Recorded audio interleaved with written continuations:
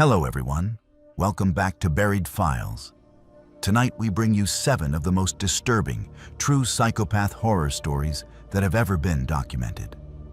These are not exaggerated tales or fictional nightmares, but verified accounts of real individuals who encountered people completely devoid of empathy, remorse, or basic human conscience.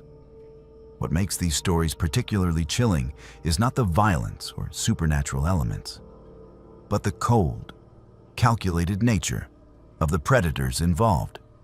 Each account has been thoroughly investigated and corroborated through police reports, witness statements, and psychological evaluations. These stories reveal the terrifying reality that monsters do exist, and they walk among us wearing masks of normalcy. From manipulative stalkers to sadistic experimenters, tonight you will hear about 7 encounters that expose the darkest capabilities of the human mind.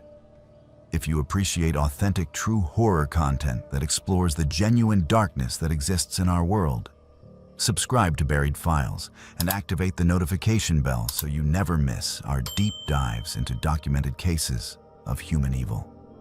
After you experience these harrowing accounts tonight, we encourage you to share your thoughts and any similar experiences in the comments section below. Now prepare yourself as we examine 7 terrifying encounters with individuals who society would label as true psychopaths. Samuel lived in a quiet suburban apartment complex on the east side of town. The kind of place where people kept to themselves but exchanged polite nods in the hallway. He had moved there 3 years prior after accepting a position as a freelance graphic designer, a job that allowed him to work from the comfort of his 1-bedroom apartment. The complex was older but well-maintained, with thick walls that provided privacy and a small balcony that overlooked a courtyard filled with oak trees. Samuel appreciated the solitude his lifestyle afforded him. His days followed a comfortable routine that began with coffee on the balcony each morning, followed by hours at his computer creating logos and website designs for various clients. In the evenings, he would take a walk around the complex to stretch his legs, sometimes venturing to the nearby park before returning home to prepare dinner and spend the rest of the night reading or watching documentaries. Samuel had minimal interaction with his neighbors, which suited him perfectly. He recognized faces in passing and exchanged occasional small talk with the elderly woman who lived across the hall, but he valued his privacy and assumed others felt the same way.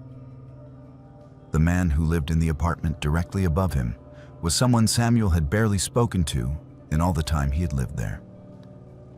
His name was Richard, or at least that was the name on the mailbox. Samuel had encountered him perhaps a dozen times in 3 years, usually in the parking lot or laundry room. Richard appeared to be in his late 50s, average height with thinning gray hair, and he always wore outdated clothing that seemed too large for his frame. Their interactions had never extended beyond a brief hello or comment about the weather. Richard seemed harmless enough, just another quiet resident in a building full of people who preferred to keep to themselves. The first sign that something was wrong came on a Tuesday afternoon in early September. Samuel returned from a quick trip to the grocery store and noticed that his apartment felt different somehow. He could not pinpoint exactly what had changed, but there was a subtle wrongness to the space that made his skin prickle with unease. He walked through each room carefully, checking the windows and inspecting his belongings, but everything appeared to be in its proper place. He attributed the feeling to paranoia or perhaps fatigue from working long hours on a demanding project. Over the next few weeks, however, the feeling persisted and grew stronger. Small items seemed to be in slightly different positions than where he remembered leaving them. A coffee mug that he was certain he had placed in the sink would be sitting on the counter. Books on his shelf appeared to have been moved and returned incorrectly. His computer mouse would be on the opposite side of his keyboard than where he always kept it. Samuel began to question his own memory and wondered if the isolation of working from home was affecting his mental state. He considered that perhaps he was simply becoming more forgetful or distracted by his workload. Then he noticed something that could not be explained away by forgetfulness. His mail, which was delivered to a locked mailbox in the lobby, appeared to have been tampered with. Envelopes that should have been sealed were slightly open, and the contents seemed to have been examined and carelessly returned. He reported this to the building management, who assured him they would look into the matter but seemed skeptical that anything unusual was occurring. They suggested that perhaps the postal service was mishandling the mail, or that the envelopes had simply not been properly sealed to begin with. The incidents escalated one evening in October, when Samuel was working late at his computer. He was focused on completing a logo design when he noticed a small green light activate on his laptop's built-in webcam. He had not initiated any video calls or opened any applications that would require camera access. The light remained on for several seconds before switching off. Samuel immediately checked his running applications and security settings, but found nothing that explained the activation. He felt a cold dread settle in his stomach as he realized that someone might have remote access to his computer and had been watching him through his own webcam. He immediately covered the camera with black tape and began running security scans on his system, though the scans revealed no obvious malware or unauthorized access. That night, Samuel could not sleep. He lay in bed staring at the ceiling, replaying all the small, strange incidents that had occurred over the past 2 months. The displaced items, the tampered mail, the webcam activation. Individually, each incident could be dismissed or rationalized. But together, they formed a disturbing pattern that suggested someone was invading his privacy in ways he had not yet fully discovered. The next morning, he made a decision that would ultimately save him from a far worse fate. He ordered a simple doorbell camera from an online retailer, one that would record anyone who approached his apartment door and send alerts to his phone. The camera arrived 2 days later, and Samuel installed it immediately, positioning it to capture a clear view of his doorway and the hallway beyond. For the first 3 days, the camera recorded nothing unusual. Samuel saw himself coming and going, the elderly neighbor across the hall checking her mail, and a delivery person dropping off a package. Then on the 4th day, while Samuel was out running errands, his phone buzzed with a motion alert from the camera. He opened the application, expecting to see a delivery person, or perhaps someone who had knocked on the wrong door. What he saw instead made his blood run cold. Richard, his upstairs neighbor, was standing in front of Samuel's door. He was holding something in his hand that Samuel could not quite make out in the video. Richard glanced up and down the hallway, then inserted what was clearly a key into Samuel's lock. The door opened and Richard stepped inside, closing the door behind him. Samuel sat in his parked car outside the grocery store, hands shaking as he watched the recorded footage again and again. His upstairs neighbor had a key to his apartment. Richard had entered his home without permission while Samuel was away. The realization hit him like a physical blow. All those times he had felt that something was wrong. All those displaced items and strange feelings of being watched had not been paranoia or imagination. Someone had been entering his apartment regularly, and now Samuel had proof. He immediately called the police from the parking lot, explaining the situation and sending them the video footage from his phone. The dispatcher took his information and assured him that officers would meet him at his apartment complex within the hour. Samuel waited in his car until he saw the police cruiser pull into the parking lot. 2 officers approached his vehicle, and he showed them the video footage on his phone. Their expressions grew serious as they watched Richard enter the apartment with the unauthorized key. Samuel provided them with Richard's apartment number and explained the history of strange incidents that had been occurring. The officers asked Samuel to wait outside while they investigated. They went to Richard's apartment first and knocked on the door. Samuel watched from a distance as Richard answered, his expression shifting from confusion to concern as the officers spoke with him. After several minutes of conversation at the doorway, the officers escorted Richard down to Samuel's apartment and asked him to open the door with the key he possessed. Richard complied, producing a key from his pocket that unlocked Samuel's door without any difficulty. When questioned about how he obtained the key and why he had entered the apartment without permission, Richard became defensive. He claimed that he had found the key in the hallway months ago and had been checking on the apartment periodically to make sure everything was secure.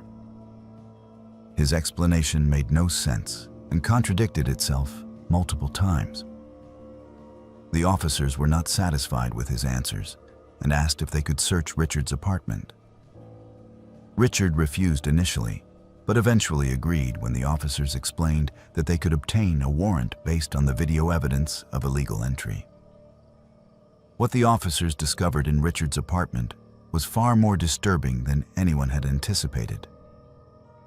They found a notebook filled with detailed entries about Samuel's daily activities, written in cramped handwriting that covered hundreds of pages. The entries included times when Samuel left and returned to his apartment, what he was wearing, what groceries he purchased, and even observations about his mood and behavior. There were sketches throughout the notebook, crude drawings of Samuel sitting at his computer, sleeping in his bed, and standing on his balcony.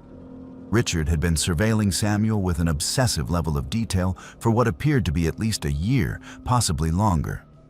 The officers also discovered a collection of items that clearly belonged to Samuel. There was a coffee mug that Samuel had thought he misplaced months earlier, a t-shirt that had disappeared from his laundry, a paperback book he had been reading that had vanished from his nightstand. Most disturbingly, they found a shoebox containing locks of hair in various shades of brown, photographs of Samuel that had been taken without his knowledge or consent, and printouts of personal documents that could only have been obtained by accessing Samuel's computer or mail. The photographs showed Samuel in various states of undress, clearly taken through his apartment window or possibly from inside his apartment while he slept. Richard was arrested on the spot for illegal entry, stalking, and possession of stolen property. As the officers placed handcuffs on him, Richard remained eerily calm. He did not seem to understand that his behavior was criminal or deeply violating. He kept insisting that he was simply getting to know Samuel and that they were going to be close friends eventually. He spoke about Samuel as if they had an intimate relationship, referencing private moments and personal details that he should not have known. The officers had to physically guide him to the patrol car as he continued talking about how Samuel would eventually understand and appreciate the connection they shared. Samuel stood in the hallway watching Richard being taken away, feeling violated and sickened by the scope of the invasion he had endured. The police informed him that they would need to conduct a thorough investigation of his apartment to document evidence and check for any additional surveillance equipment that Richard might have installed. Over the next several hours, investigators swept Samuel's apartment and discovered 2 hidden cameras. One had been placed inside a smoke detector in his bedroom, and another was concealed in a small decorative item on his bookshelf in the living room. Both cameras were wireless and had been transmitting footage to a receiver in Richard's apartment above. Samuel realized with horror that Richard had been watching him in real time for months, possibly years, observing his most private moments. The investigation expanded as detectives dug deeper into Richard's background. They discovered that he had a history of similar behavior in 2 previous cities where he had lived. In both cases, he had developed obsessive fixations on neighbors and had been caught engaging in stalking behavior. However, in those instances, the charges had been reduced or dismissed due to lack of concrete evidence or plea agreements. Richard had moved from place to place, each time finding a new target for his obsessive attention. The psychological evaluation conducted after his arrest revealed that Richard exhibited severe personality disorders, including obsessive fixation, lack of boundaries, and an inability to comprehend that his actions were harmful or unwanted. He genuinely believed that his surveillance and collection of personal items was a form of relationship building. During interrogation, Richard confessed to entering Samuel's apartment at least 3 times per week over the course of 18 months. He would time his entries for when he knew Samuel was away, using the knowledge gained from his constant surveillance. Once inside, Richard would sit in Samuel's living room for hours, touching his belongings, reading his personal journals, and examining his photographs. He described feeling a sense of intimacy and connection during these intrusions, as if he were becoming part of Samuel's life. Most disturbingly, Richard admitted to occasionally drugging Samuel's coffee maker with mild sedatives so that he could enter the apartment while Samuel was home but heavily asleep. He had sat in a chair watching Samuel sleep on multiple occasions, sometimes for several hours at a time. The full extent of Richard's obsession was documented in the notebooks and digital files seized from his apartment. He had created detailed plans for the future that involved him and Samuel living together, traveling together, and sharing their lives in ways that existed only in Richard's disturbed mind. He had never once considered that Samuel might not want this connection, or that his behavior was criminal and deeply disturbing. Richard's complete inability to recognize boundaries or understand consent made him particularly dangerous. The prosecution argued that he would have eventually escalated to more direct and violent actions if he had not been caught. Samuel moved out of the apartment complex within 2 weeks of Richard's arrest. He could not bear to stay in a place where he had been watched and violated for so long without his knowledge. The psychological impact of the discovery was profound. He found himself constantly checking for cameras, changing locks repeatedly, and struggling with intense anxiety about his privacy and safety. He learned during the trial that Richard had kept extensive digital files containing thousands of photographs and hours of video footage documenting Samuel's daily life in intimate detail. The violation felt absolute and irreversible.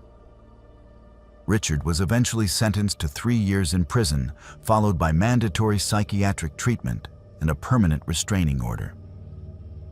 The sentence felt inadequate to Samuel given the extent and duration of the stalking and invasion of privacy he had endured.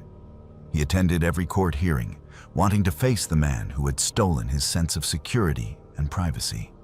Throughout the proceedings, Richard maintained that he had done nothing wrong and that Samuel had overreacted to what he still described as friendly interest. His complete lack of remorse or understanding made the experience even more traumatic. Samuel still lives with the aftermath of what Richard did to him. He has difficulty forming connections with neighbors and constantly monitors his surroundings for signs of surveillance. Every apartment he considers requires extensive security measures before he feels comfortable moving in.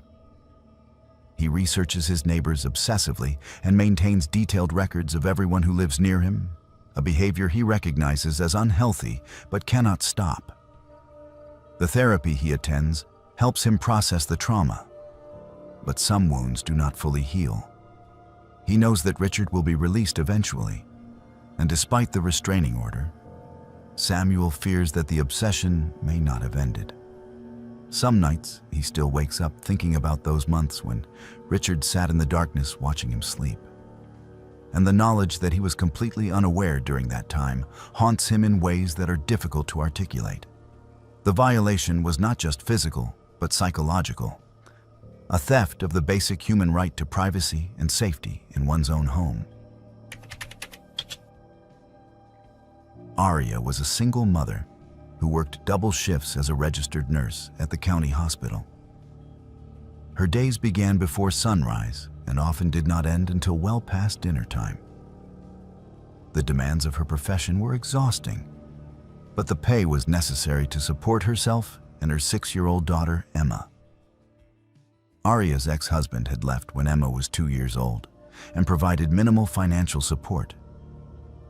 So the burden of childcare and household expenses fell entirely on her shoulders. She had cobbled together a patchwork of babysitting arrangements over the years, relying on neighbors and daycare services that were affordable, but often unreliable. When her primary babysitter moved out of state the previous spring, Aria found herself desperately searching for someone trustworthy who could care for Emma during her long and irregular work hours. The solution appeared to come through a recommendation from a co-worker who knew someone named Rebecca. Rebecca was in her early 30s, had glowing references from multiple families, and had completed coursework in early childhood education. She presented herself as professional and nurturing during the initial interview at Aria's home. Rebecca asked thoughtful questions about Emma's routine, dietary restrictions, and favorite activities. She spoke knowledgeably about child development and seemed genuinely enthusiastic about the position. Emma, who was typically shy around strangers, warmed to Rebecca almost immediately. They played together with building blocks, while Aria and Rebecca discussed scheduling and compensation. By the end of the interview, Aria felt relieved and grateful to have found someone so qualified and personable. Rebecca's references checked out perfectly, with previous employers describing her as punctual, responsible, and excellent with children. Rebecca began working for Aria in early June, caring for Emma 5 days per week, while Aria worked her shifts at the hospital. The arrangement seemed ideal during the first few months. Rebecca always arrived on time and kept the house tidy. Emma would excitedly tell Aria about the activities they did together, including arts and crafts projects, trips to the park, and educational games. Rebecca provided detailed updates about Emma's day, including what she ate, when she napped, and any notable behaviors or accomplishments. Aria felt fortunate to have found such an attentive and capable caregiver. For the first time in years, she felt confident leaving Emma in someone else's care without constant worry about her daughter's safety and well-being. The first indication that something was wrong came in late August, approximately 3 months after Rebecca started. Emma began having nightmares that woke her several times per night. She would cry out in her sleep and wake up disoriented and frightened. When Aria asked what the nightmares were about, Emma gave vague answers about dark places and being alone. Aria attributed this to normal childhood fears and tried to comfort her daughter with nightlights and reassurance. However, the nightmares persisted and intensified. Emma also became increasingly withdrawn and quiet, a dramatic change from her normally cheerful and talkative personality. She stopped wanting to play with her toys and seemed anxious whenever Aria prepared to leave for work. When Aria asked if everything was okay with Rebecca, Emma would nod silently but would not meet her mother's eyes. The concerning behaviors escalated when Emma's teacher called Aria at work to discuss troubling drawings that Emma had created during art time at school. The drawings depicted a small figure trapped inside what appeared to be a closet or small dark space, with a larger figure standing outside.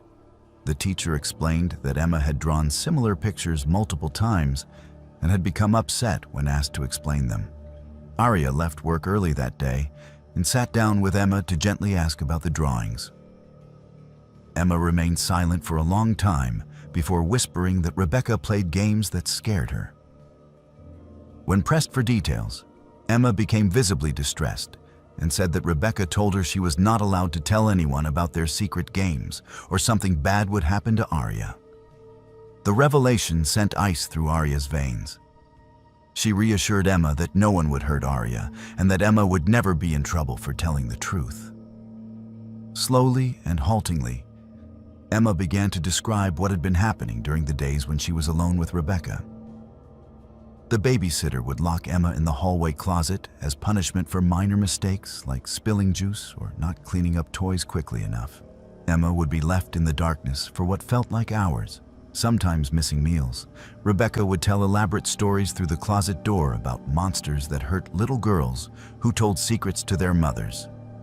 She coached Emma on what to say if Arya asked questions, making her practice responses until Rebecca was satisfied that Emma would not reveal the truth. Arya felt sick as she listened to her daughter describe the systematic psychological abuse she had endured for months. She immediately called the police and filed a report. But she knew that without physical evidence, the case would be difficult to prove. Emma had no visible injuries, and it would come down to the word of a 6-year-old child against an adult with excellent references.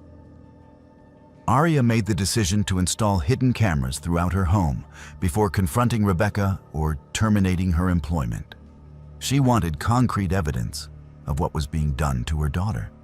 The cameras were small and easily concealed, positioned in the living room, kitchen, and hallway, where the closet was located. The footage that the cameras captured over the next 3 days was more disturbing than Arya could have imagined.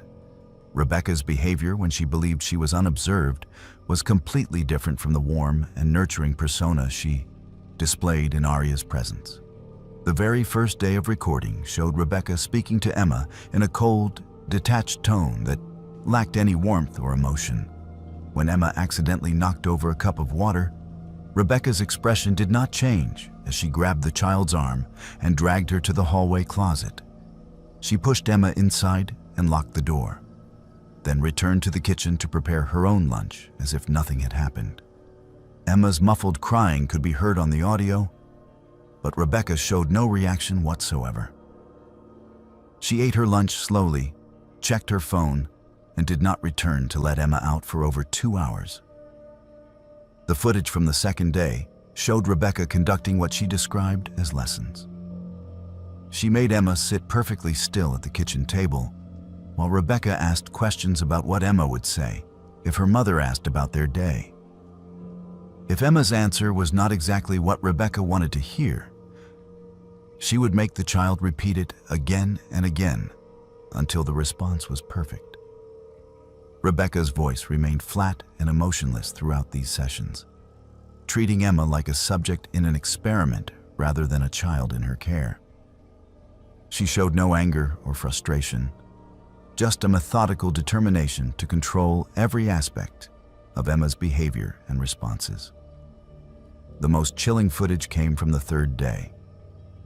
Rebecca sat Emma down and explained in precise detail what would happen if Emma ever told her mother about the closet or the lessons. She described scenarios where Arya would get hurt at work, where Emma would be taken away to live with strangers, where terrible things would happen because Emma could not keep their secrets.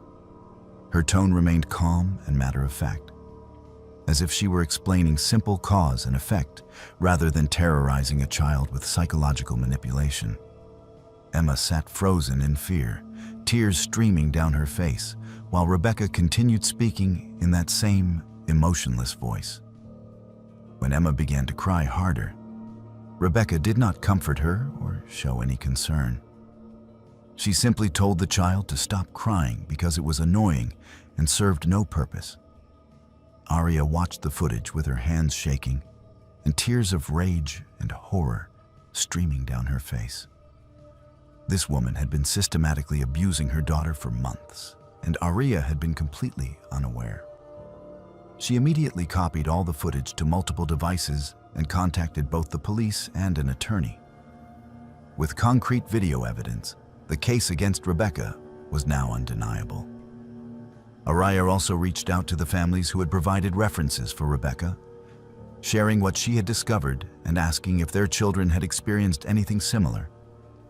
The confrontation with Rebecca took place with police present at Arya's home. When shown the video evidence, Rebecca's response was what law enforcement would later describe as one of the most disturbing reactions they had witnessed. She showed no shame, remorse, or even concern about being caught. Instead, she seemed genuinely confused about why Arya was upset. Rebecca explained in that same flat, emotionless tone that she had been conditioning Emma to be more obedient and disciplined. She described her methods as effective behavioral modification techniques that would benefit Emma in the long run. She spoke about Emma as if the child were a problematic project that required correction rather than a person with feelings and rights. When Arya screamed at Rebecca that she had been torturing a 6-year-old child, Rebecca's expression remained unchanged. She calmly stated that Arya was overreacting and did not understand proper child-rearing methods. She showed no capacity to recognize that locking a child in a dark closet for hours, psychologically terrorizing her with threats, and manipulating her through fear constituted abuse. Rebecca genuinely believed her actions were appropriate and beneficial. When the officers informed her that she was being arrested, Rebecca became irritated rather than frightened. She complained that people were too sensitive about discipline and that parents like Arya were raising children who would grow up to be undisciplined and problematic. The police investigation that followed revealed a pattern of behavior spanning nearly a decade. Rebecca had worked for 7 different families over that time period, and when investigators contacted them, several reported that their children had undergone behavioral changes during and after Rebecca's employment. The children had become withdrawn, fearful, and exhibited signs of trauma that the parents had attributed to other causes, such as starting school or developmental phases. None of the families had suspected their babysitter because Rebecca had been so convincing in her professional persona. The children had been too frightened to tell their parents the truth, and without evidence, the abuse had remained hidden. Investigators discovered journals in Rebecca's apartment that documented her work with different families over the years. The entries were written in clinical language, describing children as subjects and referring to her abuse techniques as experiments in behavioral conditioning. She recorded detailed observations about which methods were most effective in achieving compliance and silence. There was no emotion in the writing, no acknowledgement that she was dealing with real children who were suffering. Rebecca had treated each child care position as an opportunity to test her theories about control and manipulation. She viewed children as objects to be molded, rather than as vulnerable human beings deserving of care and protection. The trial was lengthy and emotionally devastating for Arya and Emma. Rebecca showed no remorse throughout the proceedings and maintained that her actions had been misunderstood and mischaracterized. She insisted that she had never harmed any child, and that discipline and structure were being criminalized by an overly permissive society. Her complete lack of empathy or understanding made it clear to everyone in the courtroom that she was incapable of recognizing the trauma she had inflicted. The prosecution presented testimony from multiple families whose children had been under Rebecca's care, and the patterns of psychological abuse were undeniable and consistent across all cases. Rebecca was ultimately convicted on multiple counts of child abuse and endangerment and sentenced to 15 years in prison. Even as the sentence was read, she maintained the same emotionless demeanor that had characterized all her interactions. She filed appeals claiming that her constitutional rights had been violated and that the evidence against her had been obtained improperly. She never once expressed concern for the children she had harmed or acknowledged that her actions had been wrong. Mental health professionals who evaluated her diagnosed her with severe antisocial personality disorder and assessed that she posed a continued danger to children and would likely re-offend if given the opportunity.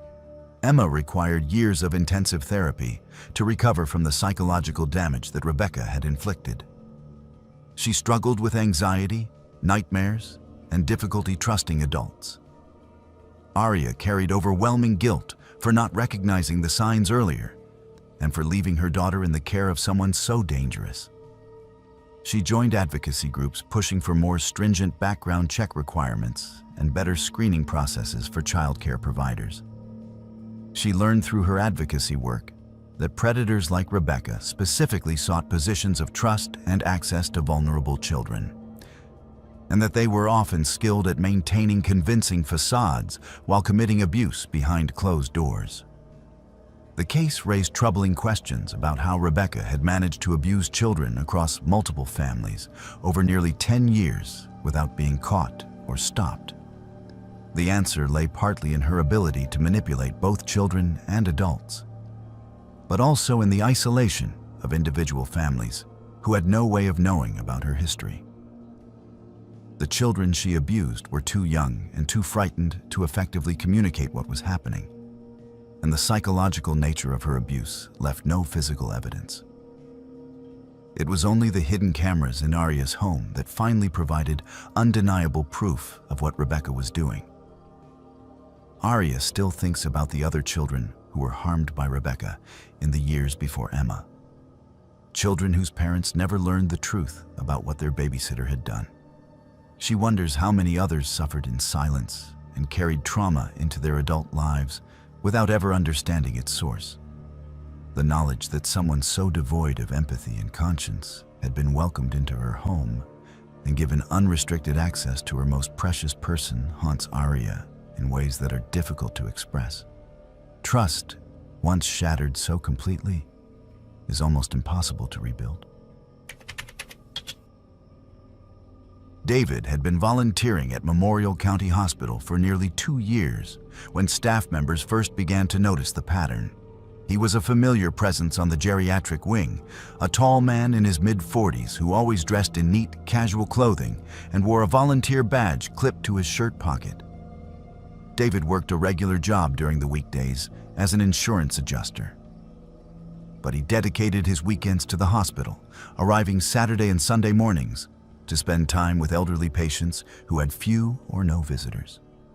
The nursing staff appreciated his consistent presence and his apparent dedication to bringing comfort to people in their final days or weeks of life.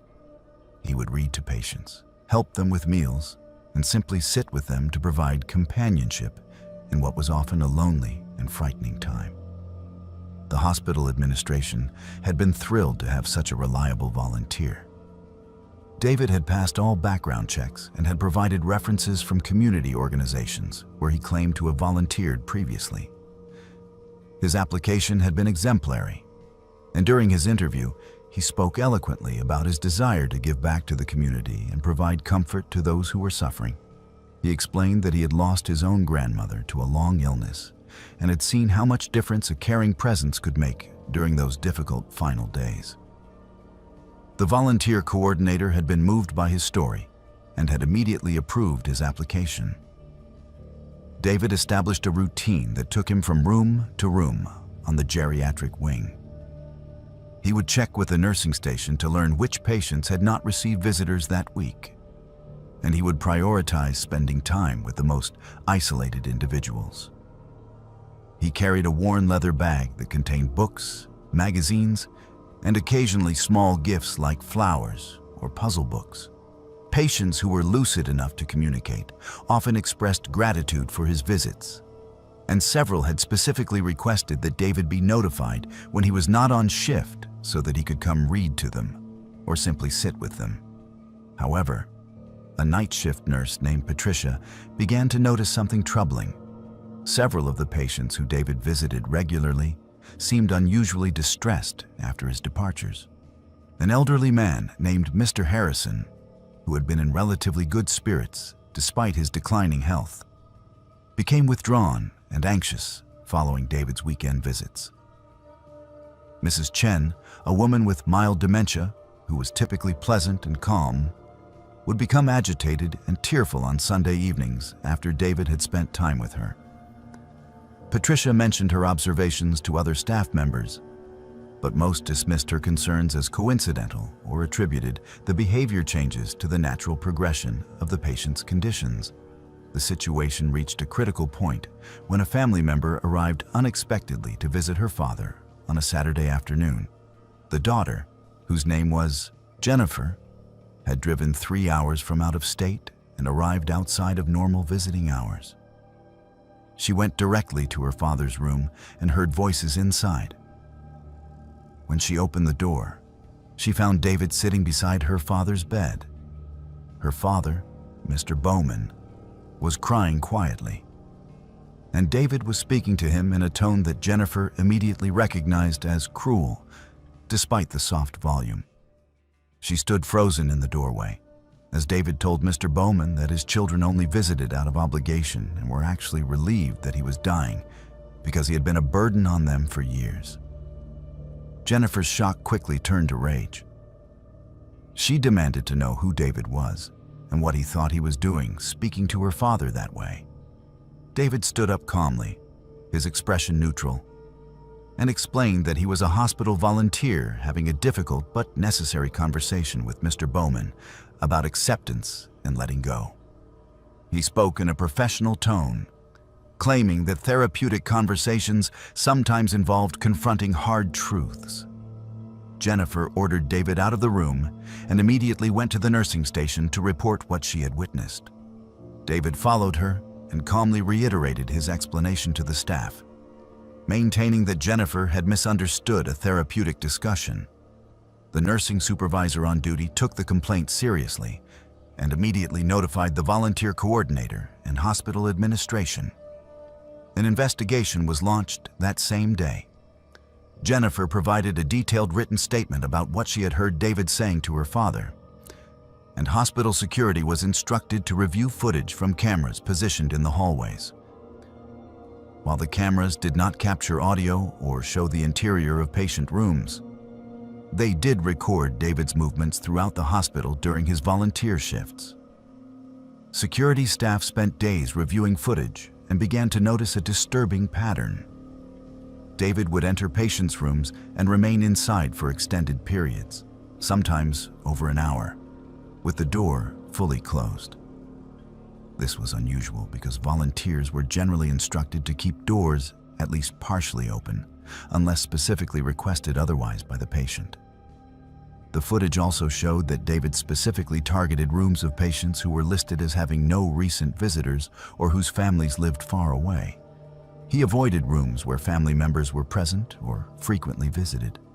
The hospital administration made the decision to install a hidden audio recording device in one of the rooms where David frequently visited. The patient was a woman named Mrs. Garcia, who had advanced dementia and whose family lived in another state. She had been in the hospital for 3 weeks and had received no visitors during that time. The recording captured during David's next visit was deeply disturbing and confirmed the worst fears of the investigative team.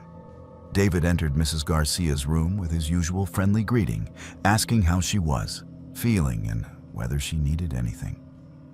Once he had confirmed that she was alone and unlikely to be interrupted, his entire demeanor changed. David's voice became cold and clinical as he began speaking to Mrs. Garcia about her family. He told her in explicit detail that her children had not visited because they did not care about her and were waiting for her to die so they could inherit her property. He described how relieved they would be when she was gone, no longer a financial and emotional burden on their lives. Mrs. Garcia, whose dementia made her confused and vulnerable, became visibly distressed and began crying. David showed no reaction to her tears. He continued speaking in that same detached tone, describing the process of dying and telling her that she would die alone in this hospital room, with no one who loved her present. The recording was approximately 40 minutes long, and throughout its duration, David maintained the same emotionless delivery. He was not angry or cruel in the traditional sense. There was no passion or malice in his voice. He spoke as if he were narrating a documentary or conducting an experiment, observing Mrs. Garcia's reactions with clinical detachment. At one point, he took notes in a small journal, writing observations about how she responded to different statements. Near the end of the recording, a nurse knocked and entered to check Mrs. Garcia's vitals. David's demeanor changed instantly. His voice became warm and concerned as he comforted Mrs. Garcia and told the nurse that she had been having a difficult afternoon and feeling sad about missing her family. When confronted with the recording, David showed no shame or defensiveness. He seemed genuinely puzzled by the concern and anger directed at him. He explained that he found human responses to existential fear fascinating and that elderly patients near death provided unique opportunities to study how people coped with mortality when stripped of comforting illusions. He described his interactions as a form of psychological research, though he had no formal training in psychology beyond undergraduate coursework. David spoke about the patients as if they were subjects in an experiment rather than vulnerable human beings in his care. He expressed frustration that people were reacting emotionally instead of recognizing the scientific value of his observations. Hospital administrators were horrified by David's complete lack of empathy and his inability to recognize the cruelty of his actions. They immediately terminated his volunteer position and contacted law enforcement. However, the legal situation was complicated. While David's behavior was deeply unethical and psychologically harmful, most of his actions did not clearly violate criminal statutes. He had not physically harmed anyone or stolen property. The psychological abuse of elderly patients was difficult to prosecute, particularly when many of the victims had dementia or had since passed away and could not testify. The investigation expanded to include the facilities where David claimed to have volunteered previously. Administrators discovered that David had been asked to leave 2 other organizations under vague circumstances that were documented as not a good fit, rather than explicit misconduct. Neither organization had reported specific incidents, and David had not been formally accused of wrongdoing that would appear on a background check. He had carefully maintained his activities just within the boundaries of what was legally actionable, while inflicting significant psychological harm on vulnerable people. Psychiatric evaluation conducted as part of the investigation revealed that David exhibited classic psychopathic traits, including lack of empathy, superficial charm, manipulative behavior, and a view of other people as objects to be studied rather than individuals with intrinsic worth. The evaluator noted that David showed no remorse for the distress he had caused, and genuinely did not understand why his behavior was considered problematic. He viewed himself as a curious observer, conducting valuable research, rather than as someone who had systematically terrorized dying patients during their most vulnerable moments. The hospital implemented new protocols requiring that all volunteers be supervised when interacting with vulnerable patients. But the damage David had caused could not be undone. Several families whose elderly relatives had been under his care came forward after learning about the investigation. They described how their loved ones had become inexplicably fearful and distressed during hospital stays, expressing paranoid thoughts about being abandoned or unloved. These families had attributed the behavior to dementia or medication side effects, never suspecting that a trusted volunteer had been systematically undermining their loved one's emotional stability in their final days. David moved to another state shortly after the investigation concluded. The hospital could not legally prevent him from volunteering elsewhere because he had not been criminally charged. They added him to internal databases and notified other hospitals in the region. But there was no central registry to prevent him from simply applying at organizations that did not check beyond basic criminal background checks. Staff members who had worked alongside David for 2 years felt betrayed and guilty that they had not recognized the signs of his true nature sooner. The psychological trauma he inflicted on patients who were already facing death and decline remained impossible to fully measure or address. Evelyn was a graduate student pursuing a master's degree in environmental science at a large public university. The program was demanding and required long hours in the laboratory conducting research on soil contamination and remediation strategies. Her modest stipend barely covered tuition and basic living expenses, which meant she needed to find affordable housing near campus. After weeks of searching through university housing boards and online listings, she found what seemed like an ideal situation. A doctoral student in psychology named Marcus was looking for a roommate to share a 2-bedroom apartment located within walking distance of the main academic buildings. The rent was reasonable, utilities were included, and Marcus seemed professional and respectful during their initial meeting at a coffee shop near campus. Marcus was in his late 20s, tall and thin with dark-rimmed glasses that gave him an intellectual appearance. He explained that he was working on his dissertation and spent most of his time either in the psychology department or in his room conducting research and writing. He assured Evelyn that he was quiet and kept to himself, which aligned perfectly with what she was looking for in a living situation. They discussed basic ground rules about shared spaces, cleaning schedules, and quiet hours. Marcus seemed organized and reasonable, showing Evelyn a chart he had created for tracking household chores and expenses. Everything about the arrangement seemed ideal for two busy graduate students who needed affordable housing and minimal social obligations. Evelyn moved into the apartment in late August, just before the fall semester began.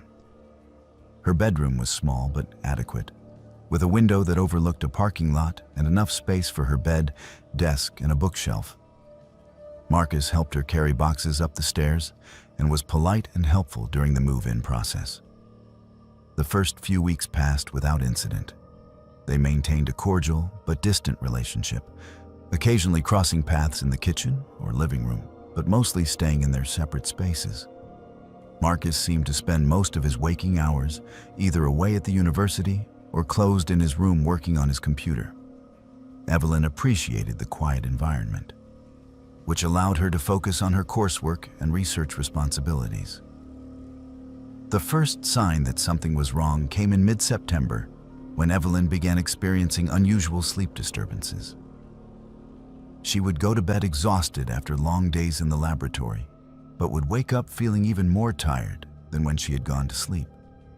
Her dreams were vivid and unsettling, filled with anxiety and confusion that lingered into her waking hours. She attributed this to stress from her demanding academic program and increased her caffeine intake to compensate for the persistent fatigue. Around the same time, she began noticing that Marcus watched her with an intensity that made her uncomfortable. When they were in shared spaces, she would catch him staring at her with an expression that seemed analytical rather than friendly. If she made casual conversation about her day or her research, he would pull out a small notebook and write notes while maintaining eye contact. When Evelyn asked Marcus about the constant note-taking, he explained that as a psychology doctoral student, he was trained to observe human behavior and communication patterns. He claimed that taking notes was simply a habit from his research work, and that he found interpersonal dynamics fascinating from an academic perspective. His explanation seemed plausible enough, and Evelyn did not want to seem paranoid or accusatory. So she accepted it despite her lingering discomfort. However, the behavior continued and seemed to intensify. Marcus began asking her detailed questions about her sleep quality, her stress levels, and her emotional state. The questions felt invasive, but were framed in language that made them sound like casual concern rather than intrusive interrogation. Other strange incidents began to accumulate. Small personal items would go missing from Evelyn's room, things like a hairbrush, a favorite t-shirt she wore to sleep, and a journal where she kept research notes and personal reflections. She would find these items days later in different locations, never where she had left them. The thermostat in the apartment seemed to fluctuate wildly, making her room uncomfortably hot or cold at seemingly random times. She would adjust it, only to find it changed again within hours. Objects in her room were occasionally moved slightly, positioned in ways that felt wrong, but that she could not definitively prove had been altered. The cumulative effect of these incidents made her feel disoriented and anxious, though she could not point to any single event that was clearly threatening or malicious. The truth came to light when Evelyn decided to do a thorough cleaning of her room in October. She was dusting the smoke detector mounted on her ceiling when she noticed that it seemed newer and slightly different from the one she remembered seeing when she first moved in. Upon closer inspection, she realized it was not a smoke detector at all, but a sophisticated hidden camera disguised to look like one. The discovery sent waves of horror and violation through her body. She immediately began searching the rest of her room and found a second camera hidden inside what appeared to be an ordinary air freshener plugged into an outlet near her bed. Someone had been watching her in her most private space, recording her as she slept and changed clothes. Evelyn felt sick as the implications became clear. She checked her laptop and discovered spyware had been installed that logged her keystrokes and browsing history. Someone had access to all her passwords, emails, and personal information. The only person with access to her room was Marcus. She confronted him immediately, her hands shaking with rage and fear as she held the fake smoke detector. Marcus did not deny anything. Instead, he looked at her with that same analytical expression and calmly confirmed that yes, he had installed the cameras and the spyware. His tone was matter-of-fact, as if he were discussing a routine aspect of his day rather than a serious violation of her privacy and autonomy. Marcus explained that Evelyn was part of his dissertation research on behavioral conditioning and stress response in controlled environments. He had been systematically manipulating various aspects of her environment to study how she responded to different stressors. The temperature fluctuations, the moved objects, the missing items, the disturbed sleep. All of it had been intentional manipulation designed to create stress and disorientation. He had been drugging her evening tea with mild sedatives to affect her sleep quality, and then measuring her cognitive performance and emotional state the following day. He showed Evelyn thick binders filled with detailed documentation of his experiment, including charts tracking her behavior, transcripts of their conversations, and analysis of how different interventions affected her measurable responses. What horrified Evelyn most was not just the violation itself, but Marcus's complete inability to understand that what he had done was wrong. He spoke about the research with genuine enthusiasm, describing it as groundbreaking work that would revolutionize understanding of environmental stressors on human psychology. He seemed genuinely confused and irritated by her anger, repeatedly explaining that the data he had collected was invaluable and that she should feel honored to have contributed to such important research. When Evelyn threatened to call the police, Marcus calmly pointed out that she had signed a general consent form for psychology research participation as part of her student enrollment agreement. He had intentionally misled her about that document, using it as potential legal cover for his unauthorized experimentation. Evelyn called the police immediately, and they arrived within 20 minutes of her call. The officers were disturbed by what they found in Marcus's room. In addition to the monitoring equipment and detailed research documentation about Evelyn, they discovered similar files on 3 previous roommates. Marcus had been conducting these unauthorized experiments for years, systematically manipulating the environments and behaviors of vulnerable people who trusted him as a roommate. Each file contained thousands of photographs, hours of video footage, detailed behavioral analysis, and notes about which manipulation techniques produced the most significant stress responses. The subjects of these experiments had all experienced psychological distress during their time living with Marcus, but none had discovered the true cause until now. University investigators and police discovered that Marcus had fabricated the ethical approval documents he claimed to have for his research. His dissertation advisor had been completely unaware of these experiments and was horrified to learn what Marcus had been doing. The ethical violations were staggering in their scope and severity. Marcus had systematically deceived and harmed multiple people, all while convincing himself that he was conducting legitimate scientific research. Psychiatric evaluation revealed that Marcus exhibited classic psychopathic traits, including lack of empathy, superficial charm, manipulative behavior, grandiose sense of self-worth, and a view of other people as objects to be used for his purposes rather than individuals with rights and autonomy. Marcus was expelled from the university and charged with multiple crimes, including stalking, illegal surveillance, and unlawful imprisonment through deception. However, His sentences were relatively light, amounting to less than 2 years in jail and probation. Evelyn struggled to understand how someone could commit such extensive violations and receive such minimal consequences. The legal system seemed ill-equipped to address the psychological nature of his crimes. There were no physical injuries, no financial theft in the traditional sense, just profound psychological violation that would take years for his victims to process and overcome. Evelyn required extensive therapy to recover from the trauma of learning she had been watched, manipulated, and studied like a laboratory animal for months. She developed severe anxiety and trust issues that affected her ability to complete her graduate program. She had to take a leave of absence to focus on her mental health. The other victims of Marcus's experiments came forward during the investigation, and they shared similar stories of unexplained psychological distress, sleep disturbances, and feelings of being watched that they had attributed to stress or mental illness. None had suspected their roommate was systematically manipulating their environments and documenting their suffering for a fraudulent research project. The case prompted the university to strengthen oversight of student research involving human subjects and to implement better screening processes for psychology graduate students.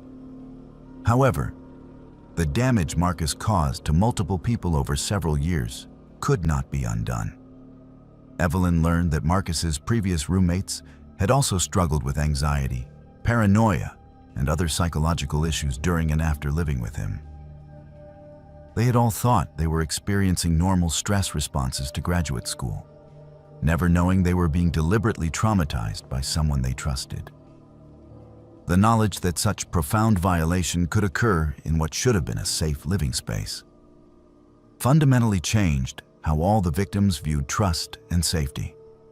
Marcus showed no remorse throughout his trial and sentencing, maintaining that his research was valuable and that people simply did not understand the importance of his work. Joseph was driving through a remote stretch of highway in the early hours of the morning when his car began making a worrying, grinding noise. He had been traveling for work, returning home from a client meeting in a neighboring state, and had chosen to drive through the night to avoid paying for a hotel. The road he was on cut through rural farmland and dense woods, with long stretches between towns and minimal traffic at that hour.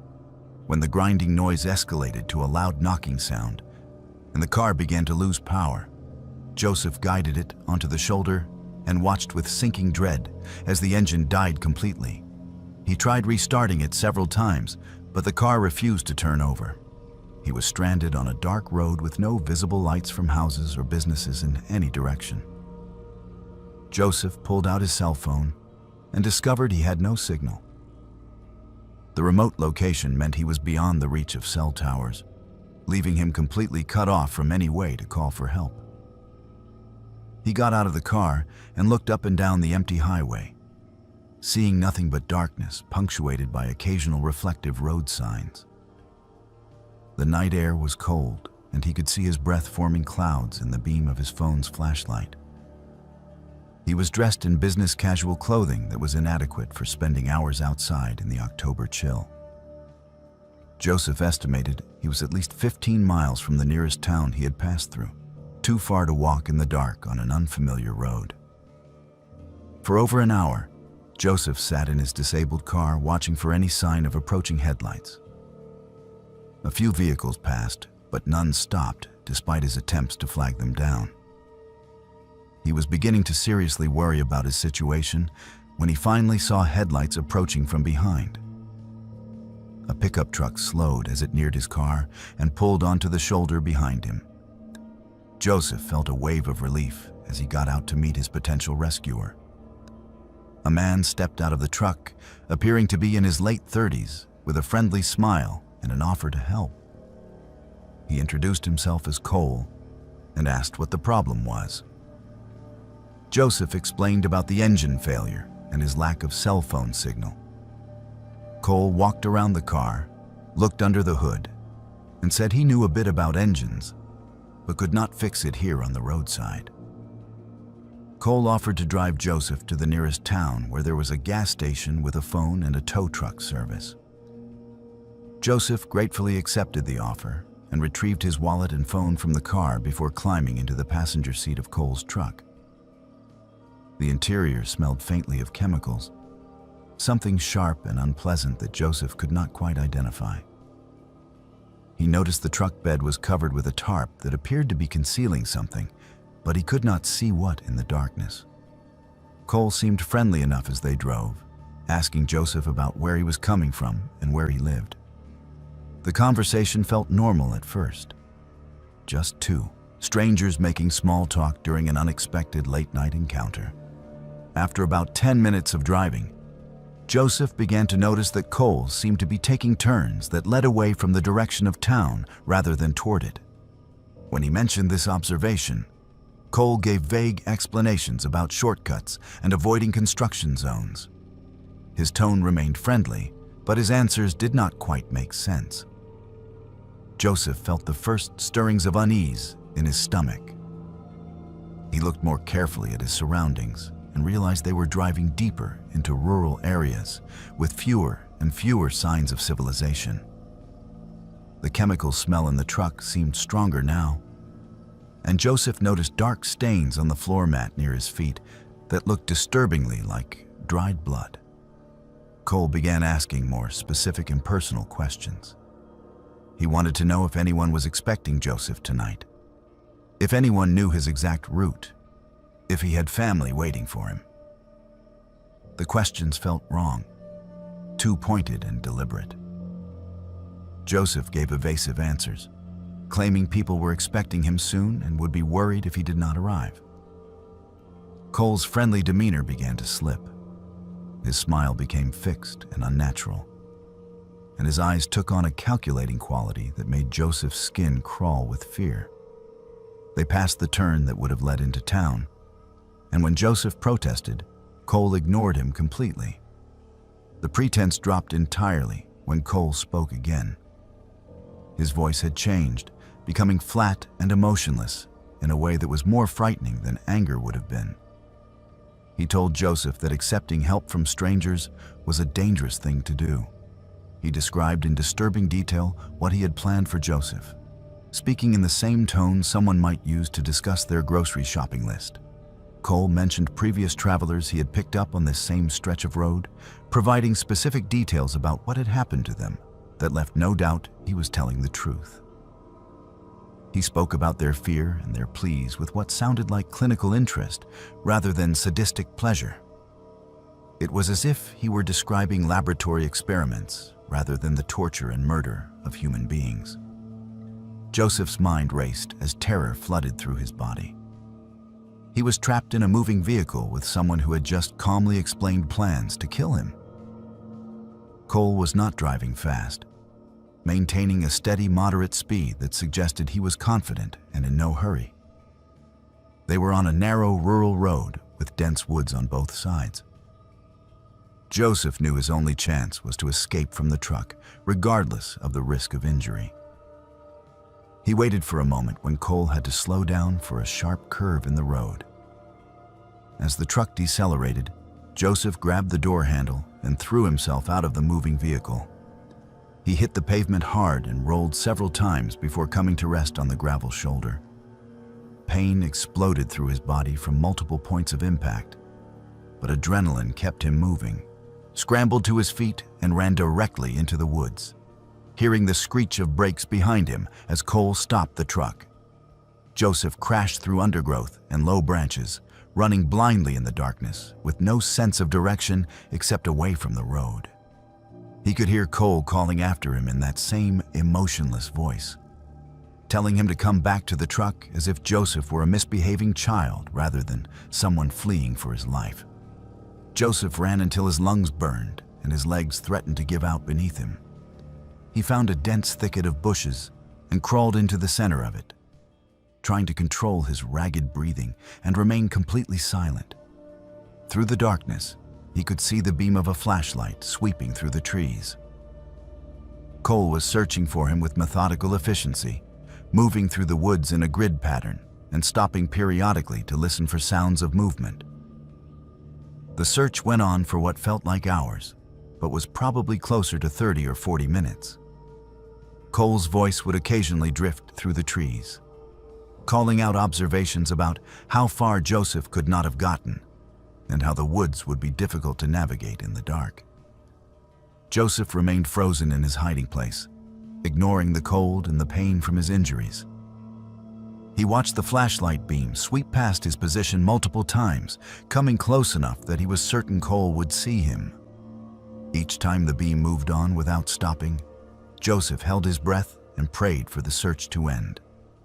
Eventually, as the sky began to show the first hints of pre-dawn light, the flashlight beam disappeared, and Joseph heard the distant sound of a truck engine starting. He waited another hour before daring to move, terrified that Cole might be waiting silently nearby. When full daylight arrived, Joseph emerged from his hiding place and tried to orient himself. He was scratched, bruised, and limping from his jump from the truck, but alive. He walked through the woods until he found a different road than the one where Cole had been driving. He followed that road for several miles until he reached a small highway with occasional traffic. A delivery truck driver stopped when Joseph flagged him down, and the driver called police after hearing a brief version of what had happened. The police investigation that followed revealed a disturbing pattern.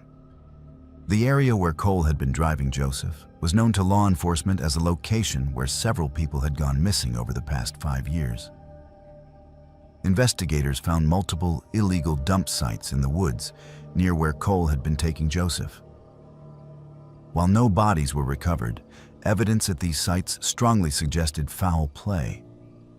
The sites contained personal belongings, clothing, and biological evidence that indicated violence had occurred there. Cole's truck was identified through Joseph's description, but the vehicle had been stolen and the plates were fake. The man calling himself Cole had abandoned the truck and disappeared completely. Further investigation revealed that a similar pattern had occurred in 2 other regions over the past decade. Someone matching Cole's general description would appear after travelers had car trouble on remote roads, offer assistance, and then the travelers would vanish. Joseph was the first person to escape and report the experience in detail. Detectives believed that the man was responsible for numerous disappearances across multiple states, always targeting people who were stranded and vulnerable on isolated roads. The complete lack of emotion in his voice when describing his plans suggested severe psychopathic traits, including absence of empathy, predatory behavior, and treating murder as routine activity. Despite extensive searches and investigations, the man was never caught. The stolen truck yielded no useful forensic evidence beyond confirmation that multiple people had been in the vehicle at different times, some of whom matched missing persons' descriptions. Cole, if that was even his real name, had simply vanished. Authorities suspected he moved to a different region and continued his pattern of predatory behavior. Joseph provided detailed descriptions to forensic artists and participated in multiple interviews with law enforcement. But without a real name or clear trail to follow, the investigation eventually went cold. Joseph struggles with the psychological aftermath of his experience. He was the first person to survive an encounter with this predator and provide testimony. But that knowledge brings guilt rather than comfort. He thinks about the people Cole mentioned during that drive, the previous victims whose suffering Cole described with such detached clinical interest. Joseph wonders how many people were killed by someone who viewed murder not as a crime of passion or even malice, but as something routine and unremarkable. The complete absence of emotion in Cole's voice haunts Joseph more than threats or anger would have. It suggested someone for whom killing was simply a task to be completed, no different than any other daily activity. The case remains open, and Joseph receives occasional updates from investigators when new information emerges. So far, there have been no breaks in identifying or locating the man. Joseph lives with hypervigilance about his surroundings and an inability to trust helpful strangers. The knowledge that someone so dangerous remains free and likely continues to prey on stranded travelers creates a persistent anxiety that therapy has only partially addressed. Sometimes Joseph wonders if he will ever feel truly safe again, knowing that people like Cole exist and move through society completely undetected until the moment they reveal their true nature. Scarlett had been going through the most difficult period of her adult life when she decided to seek professional help. Her marriage of 8 years had ended in a bitter divorce that left her emotionally devastated and financially strained. The dissolution had been contentious, involving accusations and legal battles that drained both her bank account and her sense of self-worth.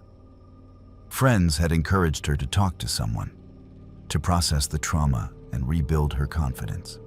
After researching therapists in her area who specialized in divorce recovery and trauma counseling, Scarlett found Dr. Morris, whose credentials were impressive and whose online reviews were overwhelmingly positive. Former clients described him as insightful, compassionate, and genuinely invested in their healing journeys. The first session with Dr. Morris took place in his comfortable office located in a professional building downtown. The space was decorated with soothing colors and comfortable furniture designed to put clients at ease. Dr. Morris was in his early 50s, with graying hair and a calm demeanor that immediately made Scarlett feel safe sharing her story. He listened attentively as she described the breakdown of her marriage, the feelings of failure and betrayal that haunted her, and the difficulty she was having moving forward with her life. Dr. Morris asked thoughtful questions and offered observations that seemed perceptive and helpful. By the end of the first session, Scarlett felt hopeful that therapy would help her heal and regain control of her life. Over the following weeks, Scarlett attended weekly sessions with Dr. Morris. She opened up about her deepest insecurities, her childhood wounds that had contributed to relationship patterns, her fears about being alone, and her anxiety about financial stability. Dr. Morris encouraged this vulnerability, explaining that confronting painful truths was necessary for genuine healing. Scarlett trusted him completely and shared details about her life that she had never told anyone. She discussed her strained relationship with her family, her difficulties forming close friendships, and her tendency toward anxiety and self-doubt. Dr. Morris took detailed notes during every session and frequently referenced previous conversations, which made Scarlett feel heard and understood. The troubling pattern began subtly in the 3rd month of therapy.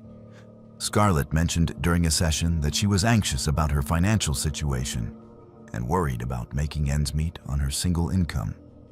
Within days of that session, she received an unexpected bill from her car insurance company for an administrative error that required immediate payment.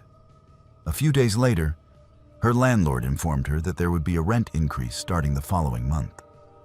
Then her employer announced unexpected budget cuts that would reduce her work hours. Each incident on its own could be coincidental, but the timing seemed strange. Scarlett mentioned these stressors during her next therapy session, and Dr. Morris helped her process the anxiety they created. This pattern continued and intensified over the following months. Scarlett would discuss a specific fear or insecurity during therapy, and within days, she would face situations that seemed designed to trigger that exact vulnerability. When she talked about her fear of abandonment, a close friend suddenly stopped returning her calls after what appeared to be a misunderstanding. When she mentioned her insecurity about her appearance, she overheard cruel comments from strangers that seemed oddly targeted at her specific insecurities. When she discussed trust issues, she discovered that a colleague had been sharing confidential information about her at work. Each crisis drove Scarlett back to therapy, feeling more dependent on Dr. Morris for support and guidance. Scarlett began to feel that her life was spiraling out of control despite the therapy that was supposed to be helping her. She was seeing Dr. Morris twice per week now, and he suggested that she might benefit from more intensive treatment given the multiple stressors she was experiencing. The sessions were expensive, and the increased frequency was straining her already tight budget. But Dr. Morris assured her that this investment in her mental health was crucial. He explained that she was going through a particularly difficult phase of healing that required more support. And Scarlett believed him because she trusted his professional judgment completely. The truth began to emerge when Scarlett ran into an old friend who worked in social media marketing. During casual conversation, Scarlett mentioned some of the strange coincidences and difficulties she had been experiencing. Her friend asked if Scarlett had noticed any unusual activity on her social media accounts, or if anyone had been asking questions about her.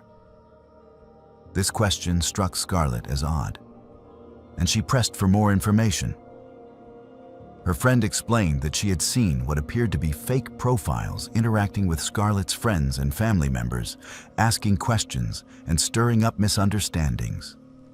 The profile names were slightly different variations of real people's names, subtle enough that most people would not notice unless they looked carefully. This revelation prompted Scarlett to investigate further. She discovered that several of the recent crises in her life had originated from sources that did not quite make sense when examined closely. The insurance bill had come from a number that was not actually her insurance company. The rent increase notice had formatting inconsistencies with previous official communications from her landlord. The rumor-spreading colleague claimed to have never made the statements attributed to her and suspected someone had been impersonating her in emails.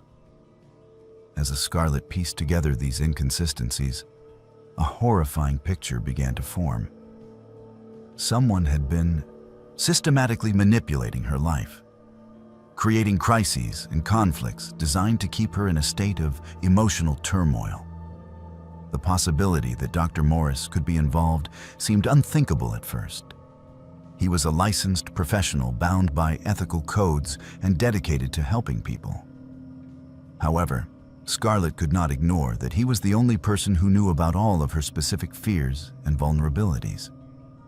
She had shared details with him that she had not told anyone else, and those exact details seemed to be weaponized against her in the manufactured crises. Scarlett made the difficult decision to install monitoring software on her own devices and to carefully document everything that happened following her therapy sessions. The evidence that accumulated over the next few weeks was damning. Someone had accessed Scarlett's email and social media accounts from IP addresses that traced back to locations near Dr. Morris's office and home. Phone records showed calls from numbers associated with fake bills and communications that originated from burner phones purchased near Dr. Morris's office.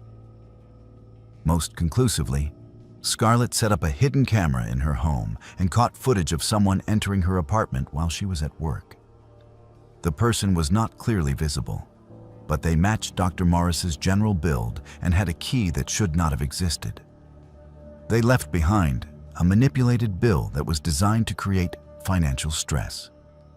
When Scarlett confronted Dr. Morris with this evidence during what would be their final session, his response was unlike anything she could have anticipated. He did not deny the accusations or show shock at being discovered. Instead, he calmly admitted to everything and seemed genuinely confused about why Scarlett was upset. Dr. Morris explained that he had been conducting what he called immersion therapy, a technique he had developed that involved exposing patients to their fears in real-world situations to help them overcome those fears more effectively than traditional talk therapy could achieve. He showed Scarlett detailed files documenting his interventions in her life, complete with observations about her responses and analysis of her coping mechanisms.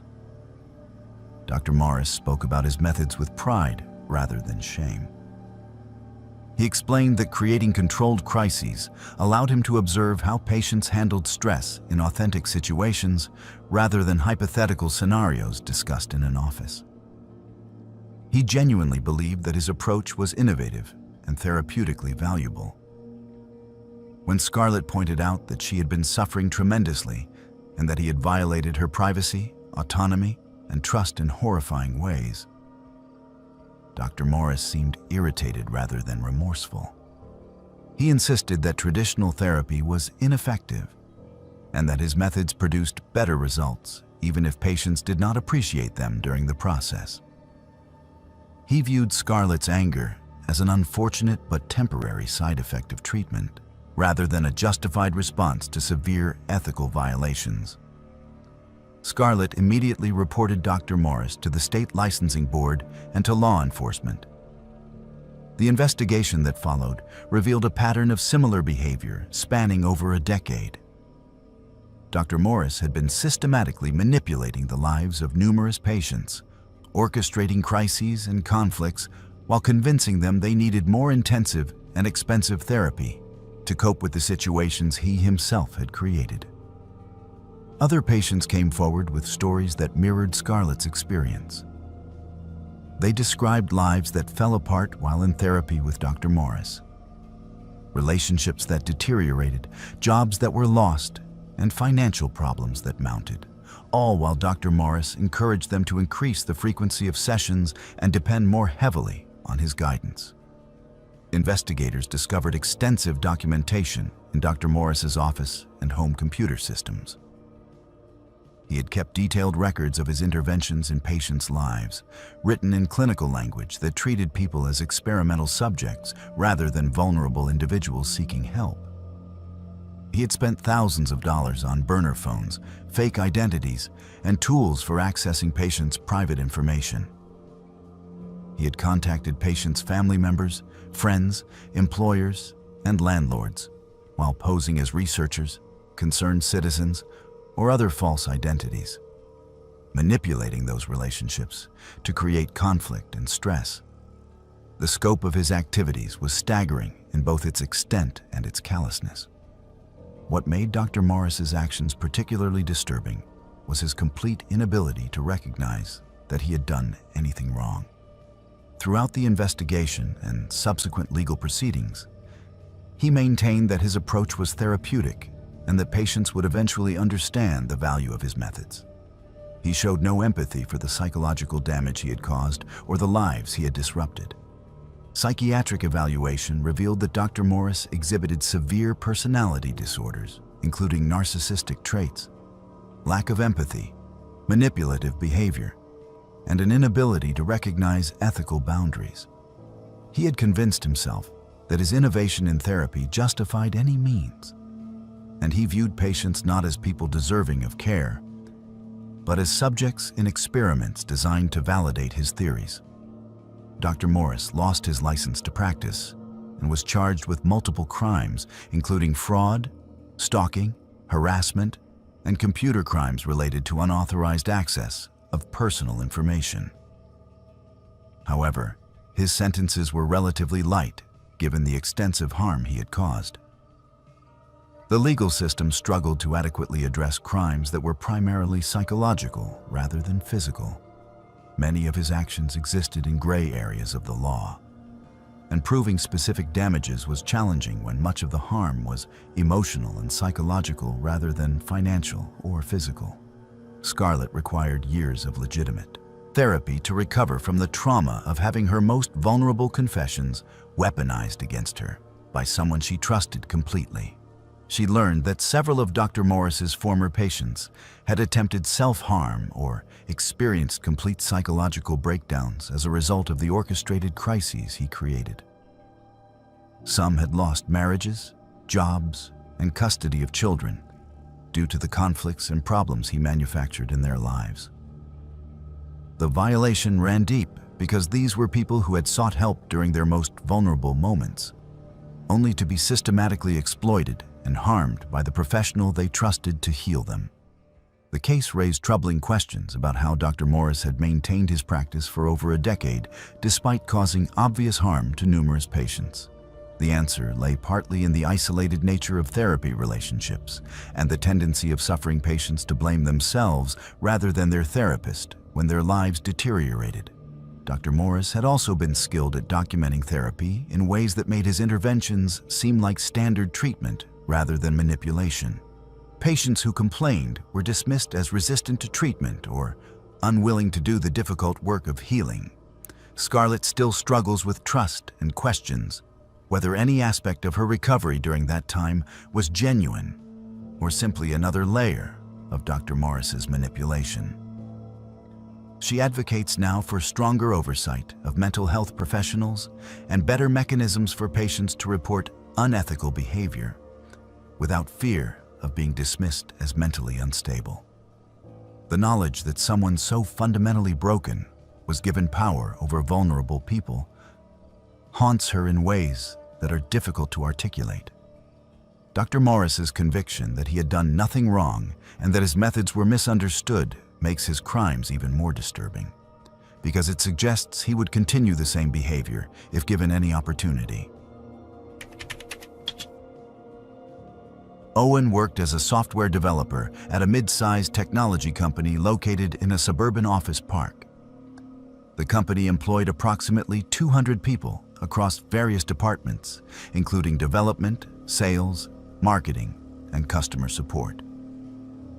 The work environment was casual and collaborative, with an open office layout designed to encourage communication between team members. Owen had been with the company for 3 years and generally enjoyed his job despite the occasional stressful deadline or difficult client project.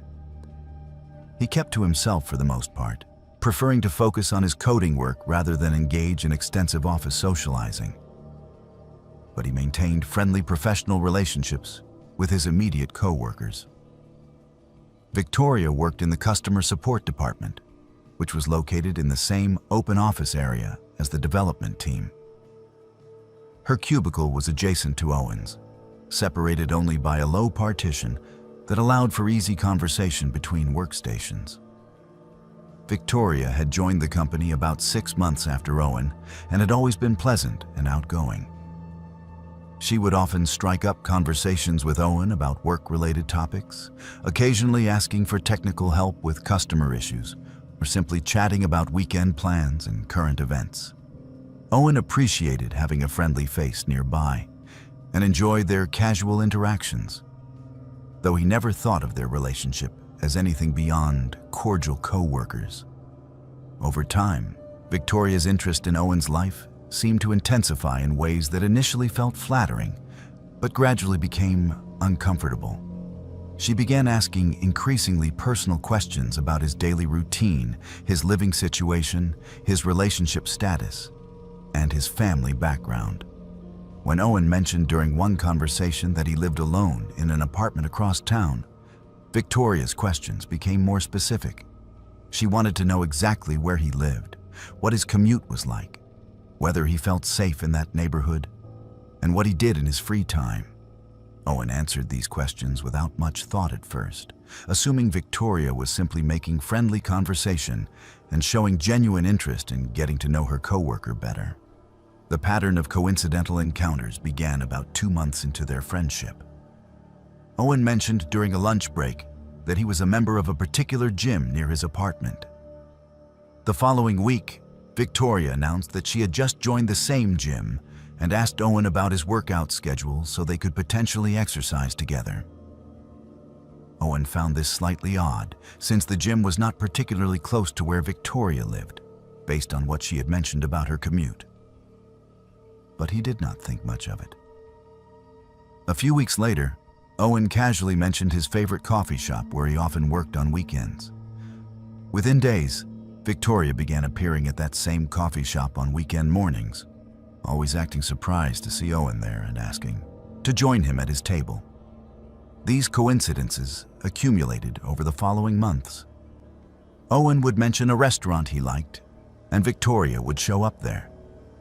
He would talk about planning to see a particular movie, and Victoria would be at the same showing. He would mention shopping at a specific grocery store, and Victoria would appear in the same aisles. Each time, Victoria would express surprise at the coincidence and suggest it must be fate or evidence that they had similar tastes and lifestyles.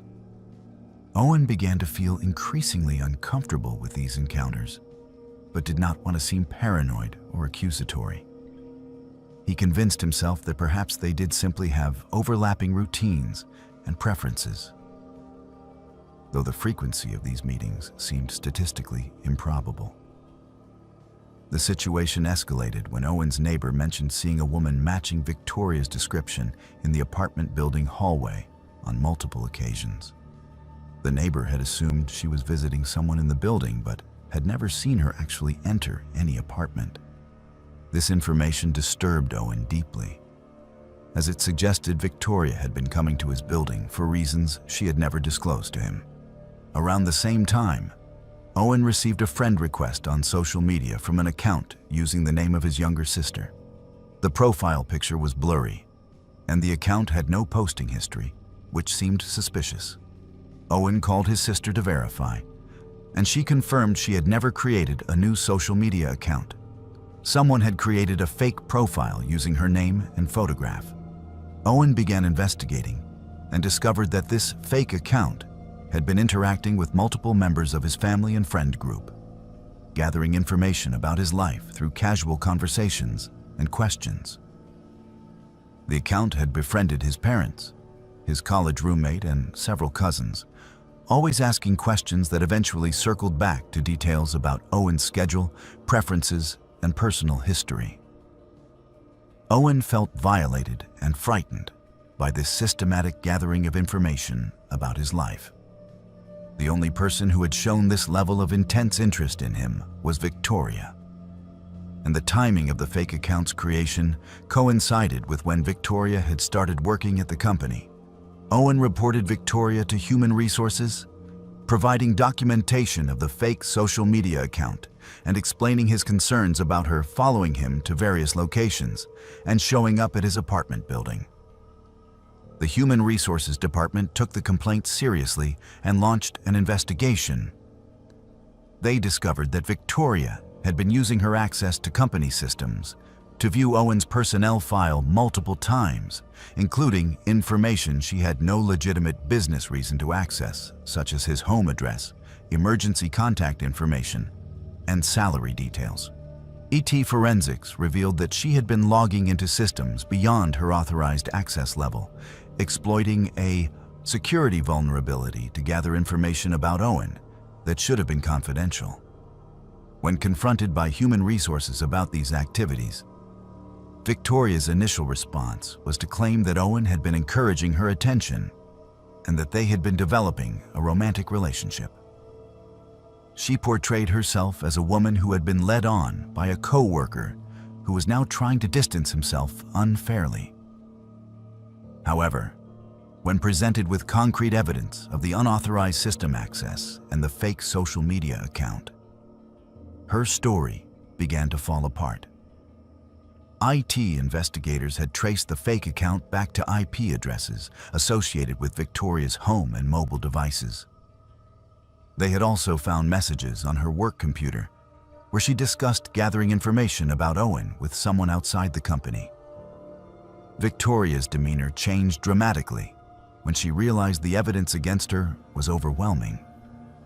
The friendly, warm persona she had always projected disappeared completely, replaced by cold hostility. She became angry rather than defensive, stating that Owen should be grateful for the attention and interest she had shown in him.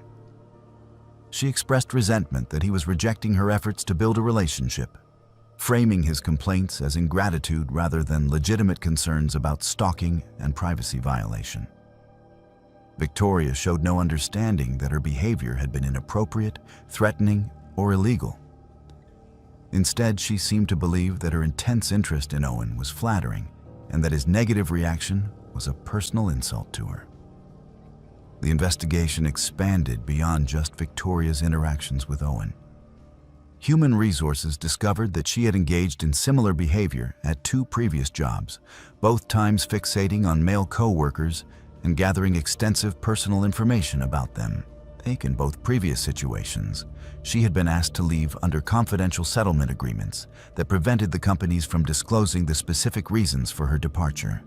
Victoria had essentially been allowed to move from job to job, each time targeting new victims while her previous employers remained silent about her conduct due to legal agreements designed to avoid liability and public controversy. Company records revealed that Victoria had falsified portions of her employment application and resume. References she had provided were either fabricated or came from people who had agreed to give positive recommendations without disclosing the problematic circumstances of her previous departures. Background checks conducted during the hiring process had found no criminal record because Victoria had never been formally charged with stalking or harassment. Her previous employers had chosen to handle situations quietly through settlements rather than involve law enforcement, allowing her to maintain a clean legal record while continuing to engage in predatory behavior. Further investigation revealed disturbing details about the extent of Victoria's obsession with Owen. She had created detailed files on her personal computer documenting his daily routines, including times he arrived at and left work, vehicles he drove, clothing he wore, and people he interacted with. She had taken photographs of him without his knowledge or consent, some clearly taken from hidden vantage points in the office and others taken while following him in public spaces.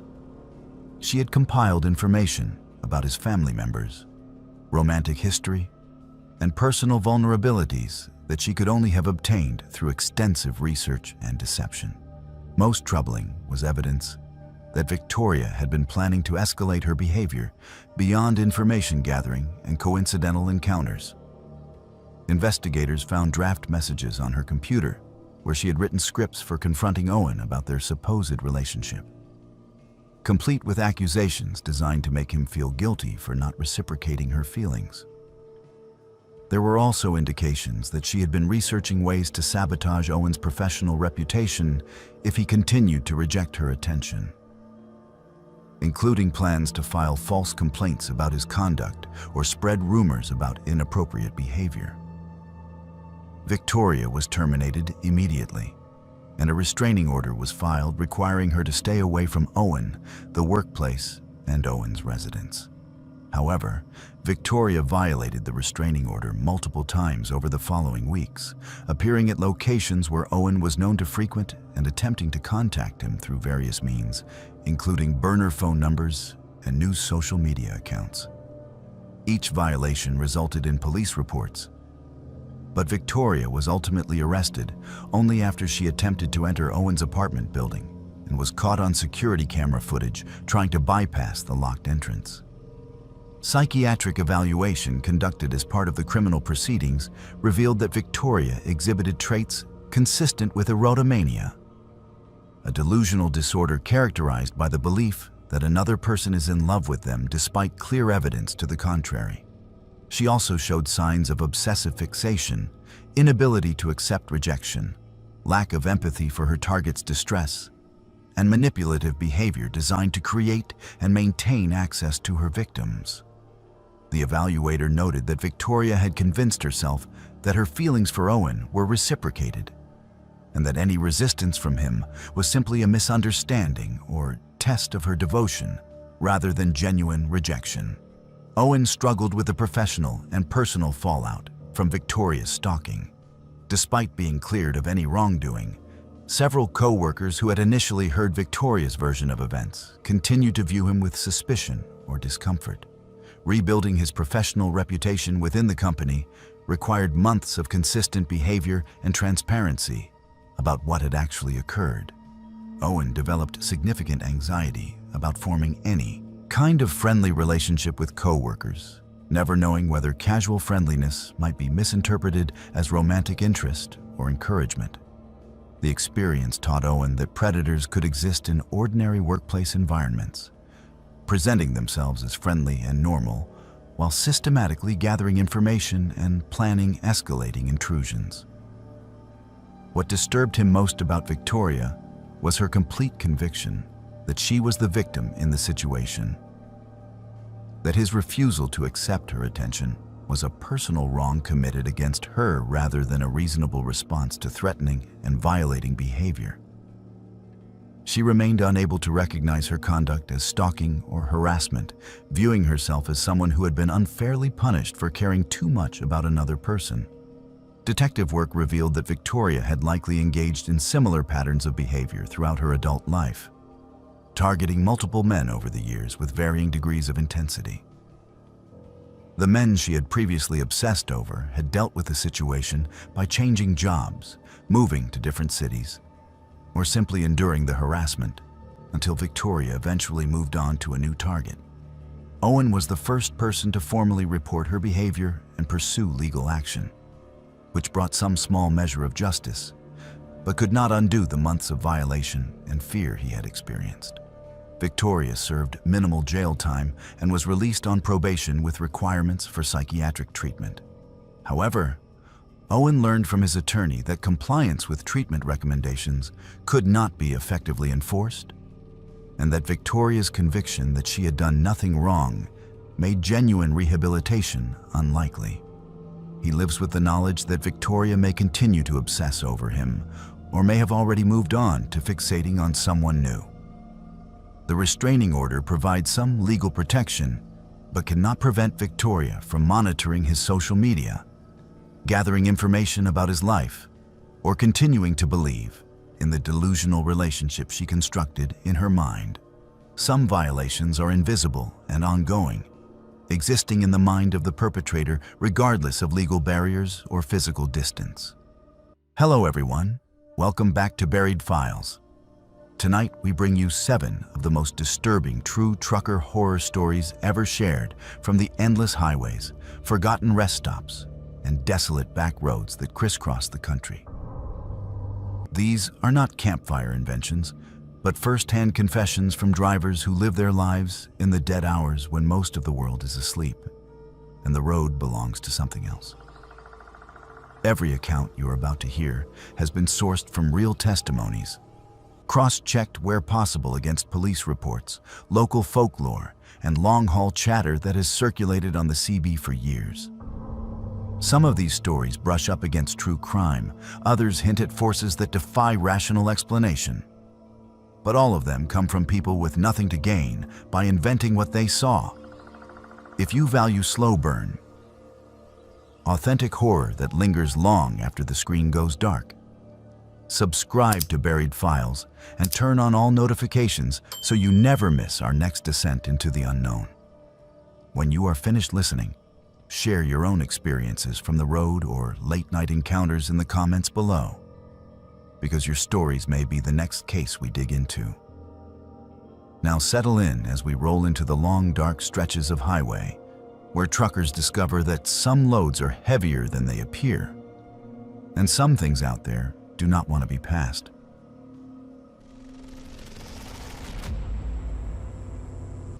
I am not proud of what I did that night. I tell myself I did enough, that I made the right choice, that calling it in was better than doing nothing at all. But when I close my eyes, I still hear the knocking, steady as a heartbeat against thin metal. And I see his eyes when he finally turned and looked at me. That is what I live with now, mile after mile. My name is George, and I have been driving long haul for over a decade. I have seen wrecks that turned steel into folded paper.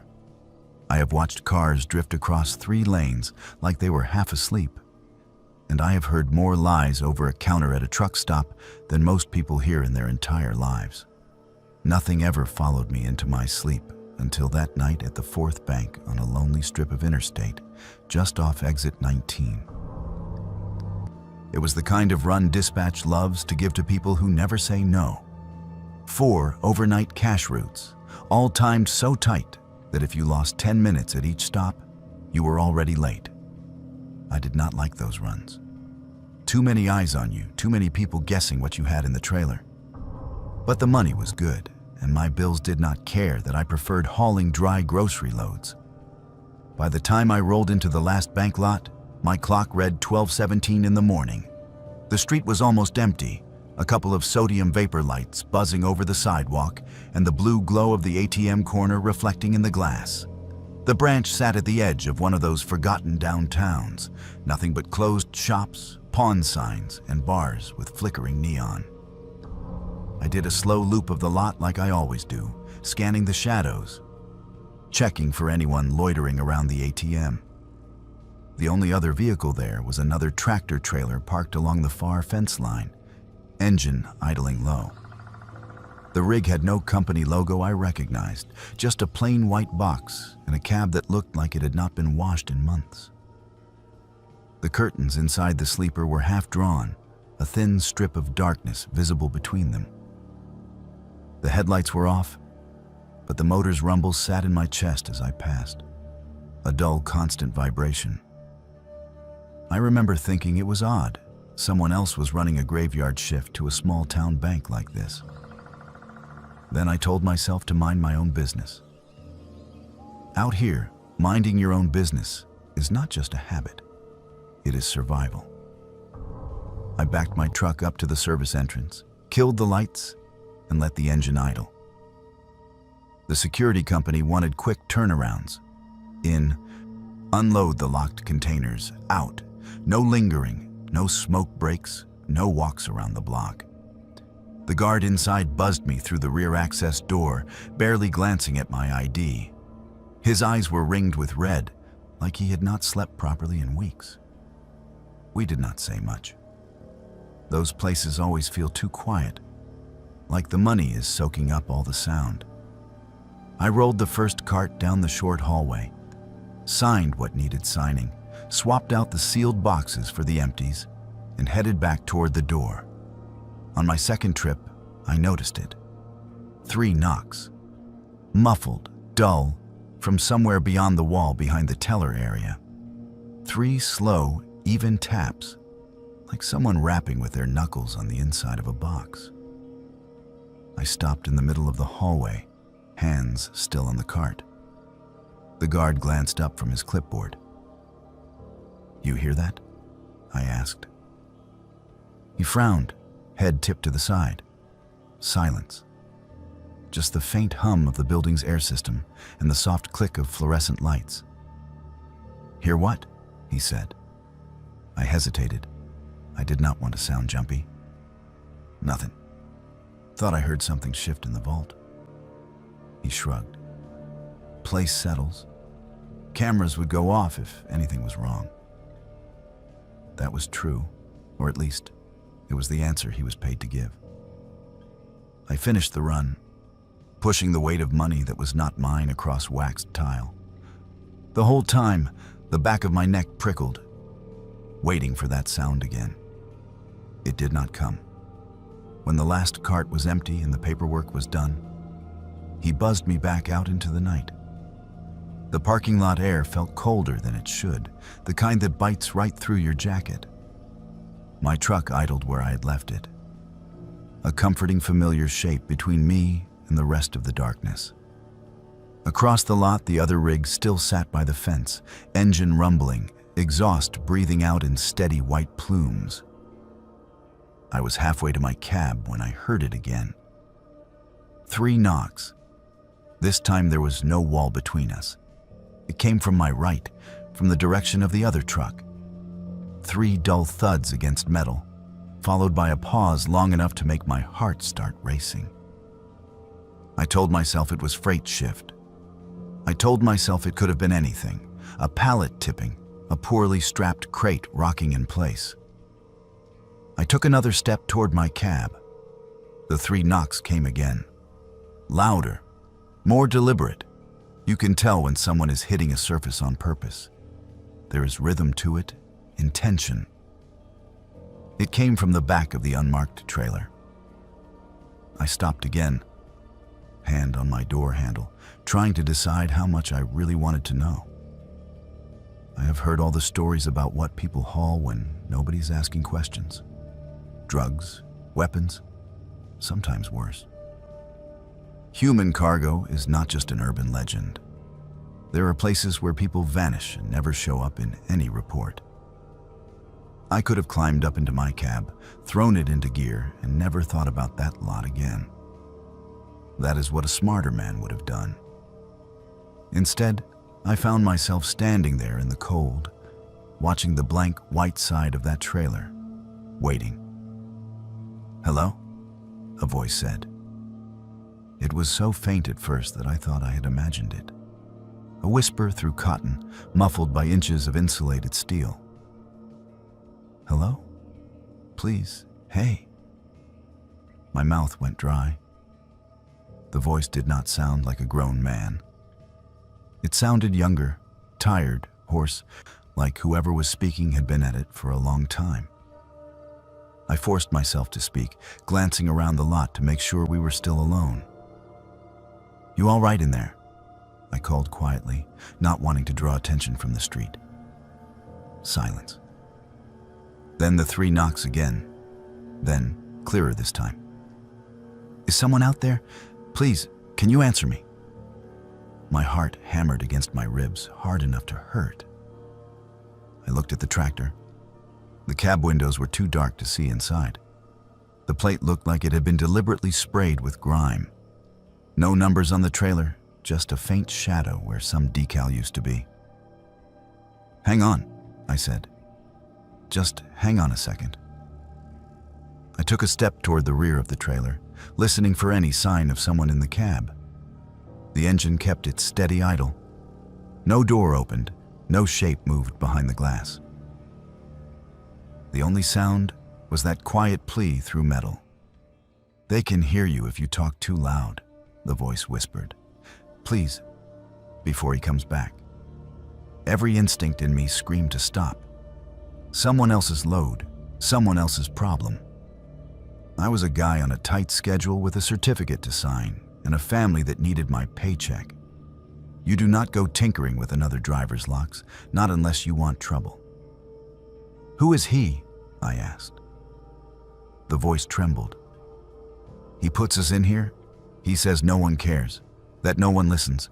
You listened. Please, please open it. I will not tell. I swear." I reached the doors and laid my hand flat against the cold metal. It vibrated faintly with the engine's idle, the way any loaded trailer does. I imagined faces pressed up against the darkness just inches away, imagined wrists bound, imagined bruises.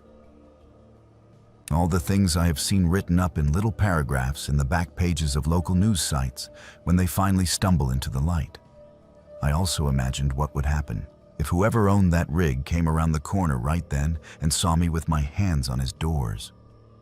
What is going on? The voice did not come from the trailer this time. It came from behind me. I spun around so fast that I slammed my shoulder into the door handle. A man stood about 15 feet away, half in the spill of the bank's security light and half in shadow. He was taller than me by a head, wide at the shoulders, wearing a greasy denim jacket and a black cap pulled low. His beard hung heavy down to his chest, streaked with gray, and his eyes were wrong. I have met men on drugs, men drunk, men who have not slept for days. They all have a certain wildness in their gaze. This was not that. His eyes were flat, focused, like a hunter looking at an animal that had wandered into his snare. "Evening," I managed, trying to keep my voice even.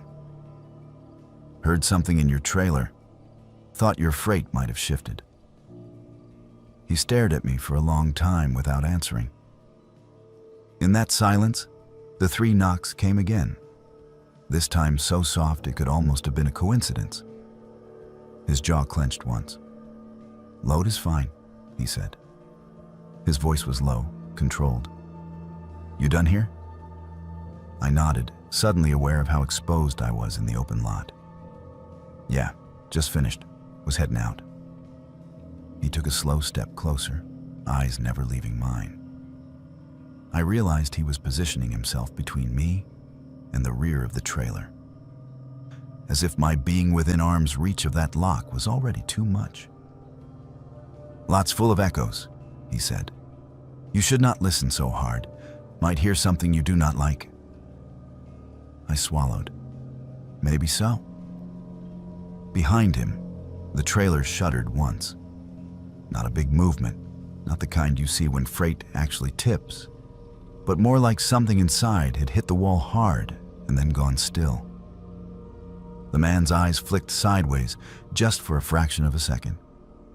And in that sliver of time, I saw something crack in his expression. Not guilt, not fear, annoyance. Like a parent glancing at a child who would not stop fidgeting. "That your truck?" he asked, jerking his chin toward my rig. "Yeah." "Then you should get in it. You have places to be." I nodded again, backing away slowly, not wanting to turn my back completely until I had a few more feet between us. The whole time, the cold from the metal door was still in my palm, like my skin remembered the chill. I climbed into my cab on legs that felt strangely numb, closed the door, and locked it. For a moment, I just sat there with my hands on the wheel, engine humming under me, watching him in my side mirror. He stood there for a while, staring at my truck, then turned and walked to his own cab. The knock came one more time, sharp and panicked, right as he disappeared into the darkness. I could have left then, thrown it into drive, pulled out onto the street, and pretended the last 5 minutes had never happened.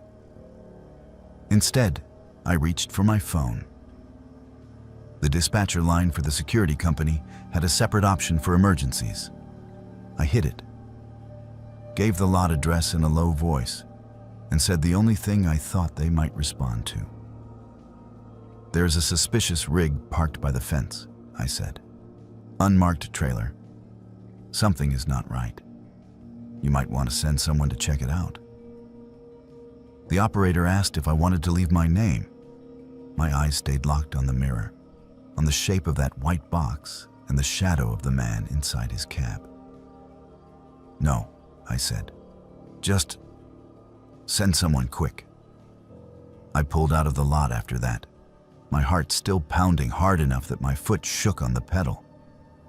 In my mirror, I watched the bank and the other trucks shrink until the glow of their lights was swallowed by the darkness of the street. I told myself I had done something. I had called it in. I had not just walked away. But as the miles unspooled and the highway opened up ahead, that excuse started to sound thin. 2 days later, in another state, I heard the story. Drivers talk even when they should not. Someone mentioned a refrigerated trailer found abandoned behind a cheap motel, padlock cut by state police. They said there were people inside. Most of them were not moving. One of them still was. I asked questions I should not have asked, piecing together details I had no right to know. No logo on the doors. Plates so filthy it took them time to run it. One survivor hoarse from yelling and banging on the walls for hours, maybe days. They said they kept knocking. One driver told me quietly over coffee, eyes fixed on the table. Said they knew someone was out there at one point. Said they heard boots on concrete, heard a man's voice, then nothing. I did not ask where the trailer had been found. I did not ask what direction it had been headed. I did not ask what the survivors said about the man who drove it. I just nodded, finished my coffee, and went back to my truck. Now, when I pull into a lot after midnight and see another rig with no marking sitting by itself, with the engine idling and the curtains half drawn, I park farther away. I keep my eyes on my own mirrors, my own doors. I tell myself that if I hear knocking again, I will do more. I will not hesitate. But the truth is, I do not know. I remember that man's eyes, that flat, patient look. I remember the way the guard did not hear the first set of knocks at all. I remember the survivor's words floating around the driver's room like cigarette smoke. We kept knocking. Someone was there. Then they were not. That is my story. I am not a hero. I am just a man who listened long enough to know there was someone on the other side of that metal, and then drove away anyway. And no matter how far I haul freight, no matter how many miles stack up on my odometer, I have learned there are loads out here you never see on a manifest, and some of them are heavier than anything you can weigh on a scale.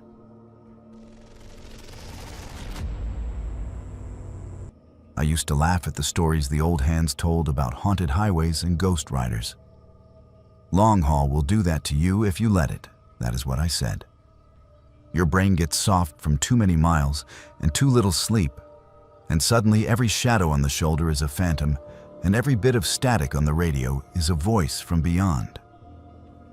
I do not laugh anymore. Not since I met her the second time. My name is Arabella, and I had not even been driving cross-country for 6 months when this happened.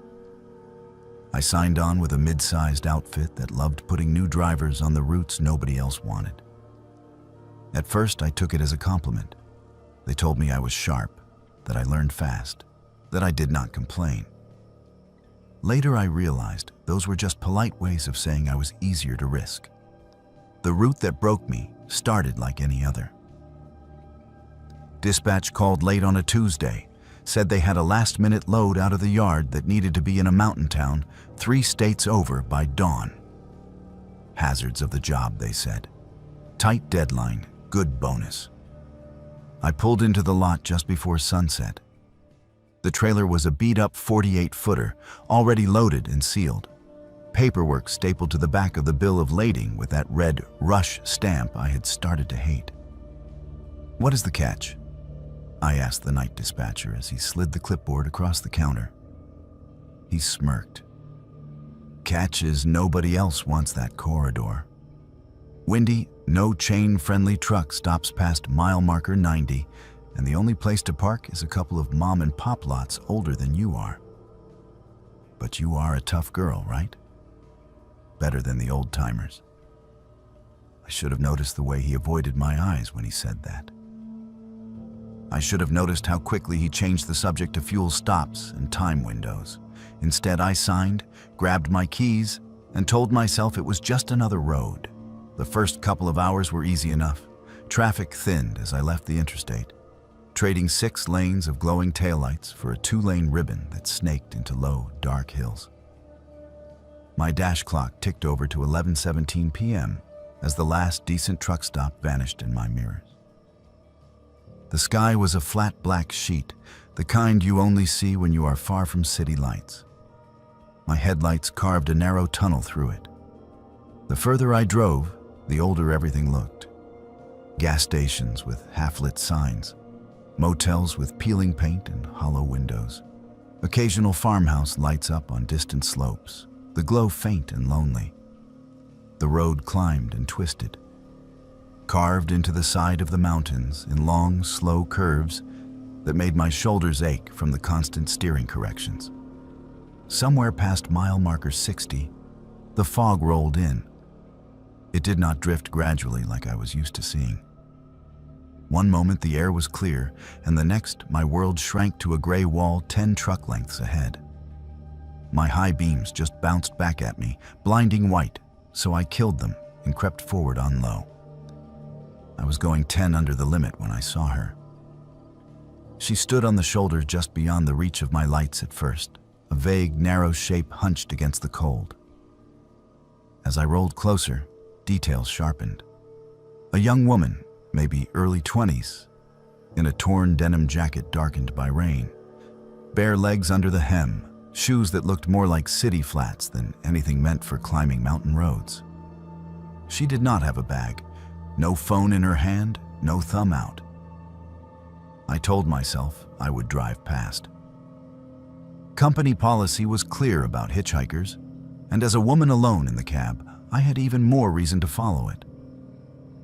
But when my headlights brushed over her face, I saw the way her teeth were clenched to keep from chattering and the gray tinge in her lips. Her hair was plastered to her cheeks. She looked like she had been standing there for hours. Against my better judgment, I eased onto the shoulder and hit my 4 ways. She did not come running like most people would. She stayed exactly where she was, watching my rig with a stillness that made my stomach twist. I had to lean across the passenger seat and crank the window down part way. "You need a ride?" I called out over the engine in the soft hiss of the rain. Slowly, she nodded. Up close, in the harsh fluorescent glare of my running lights, she looked wrong. Not monstrous or anything like that, just out of place. Her clothes seemed 5 or 10 years out of style. The patches on her jacket were for bands I knew, but the logos were older versions. Her eyes were a pale, washed-out blue, rimmed in red, like she had cried herself empty.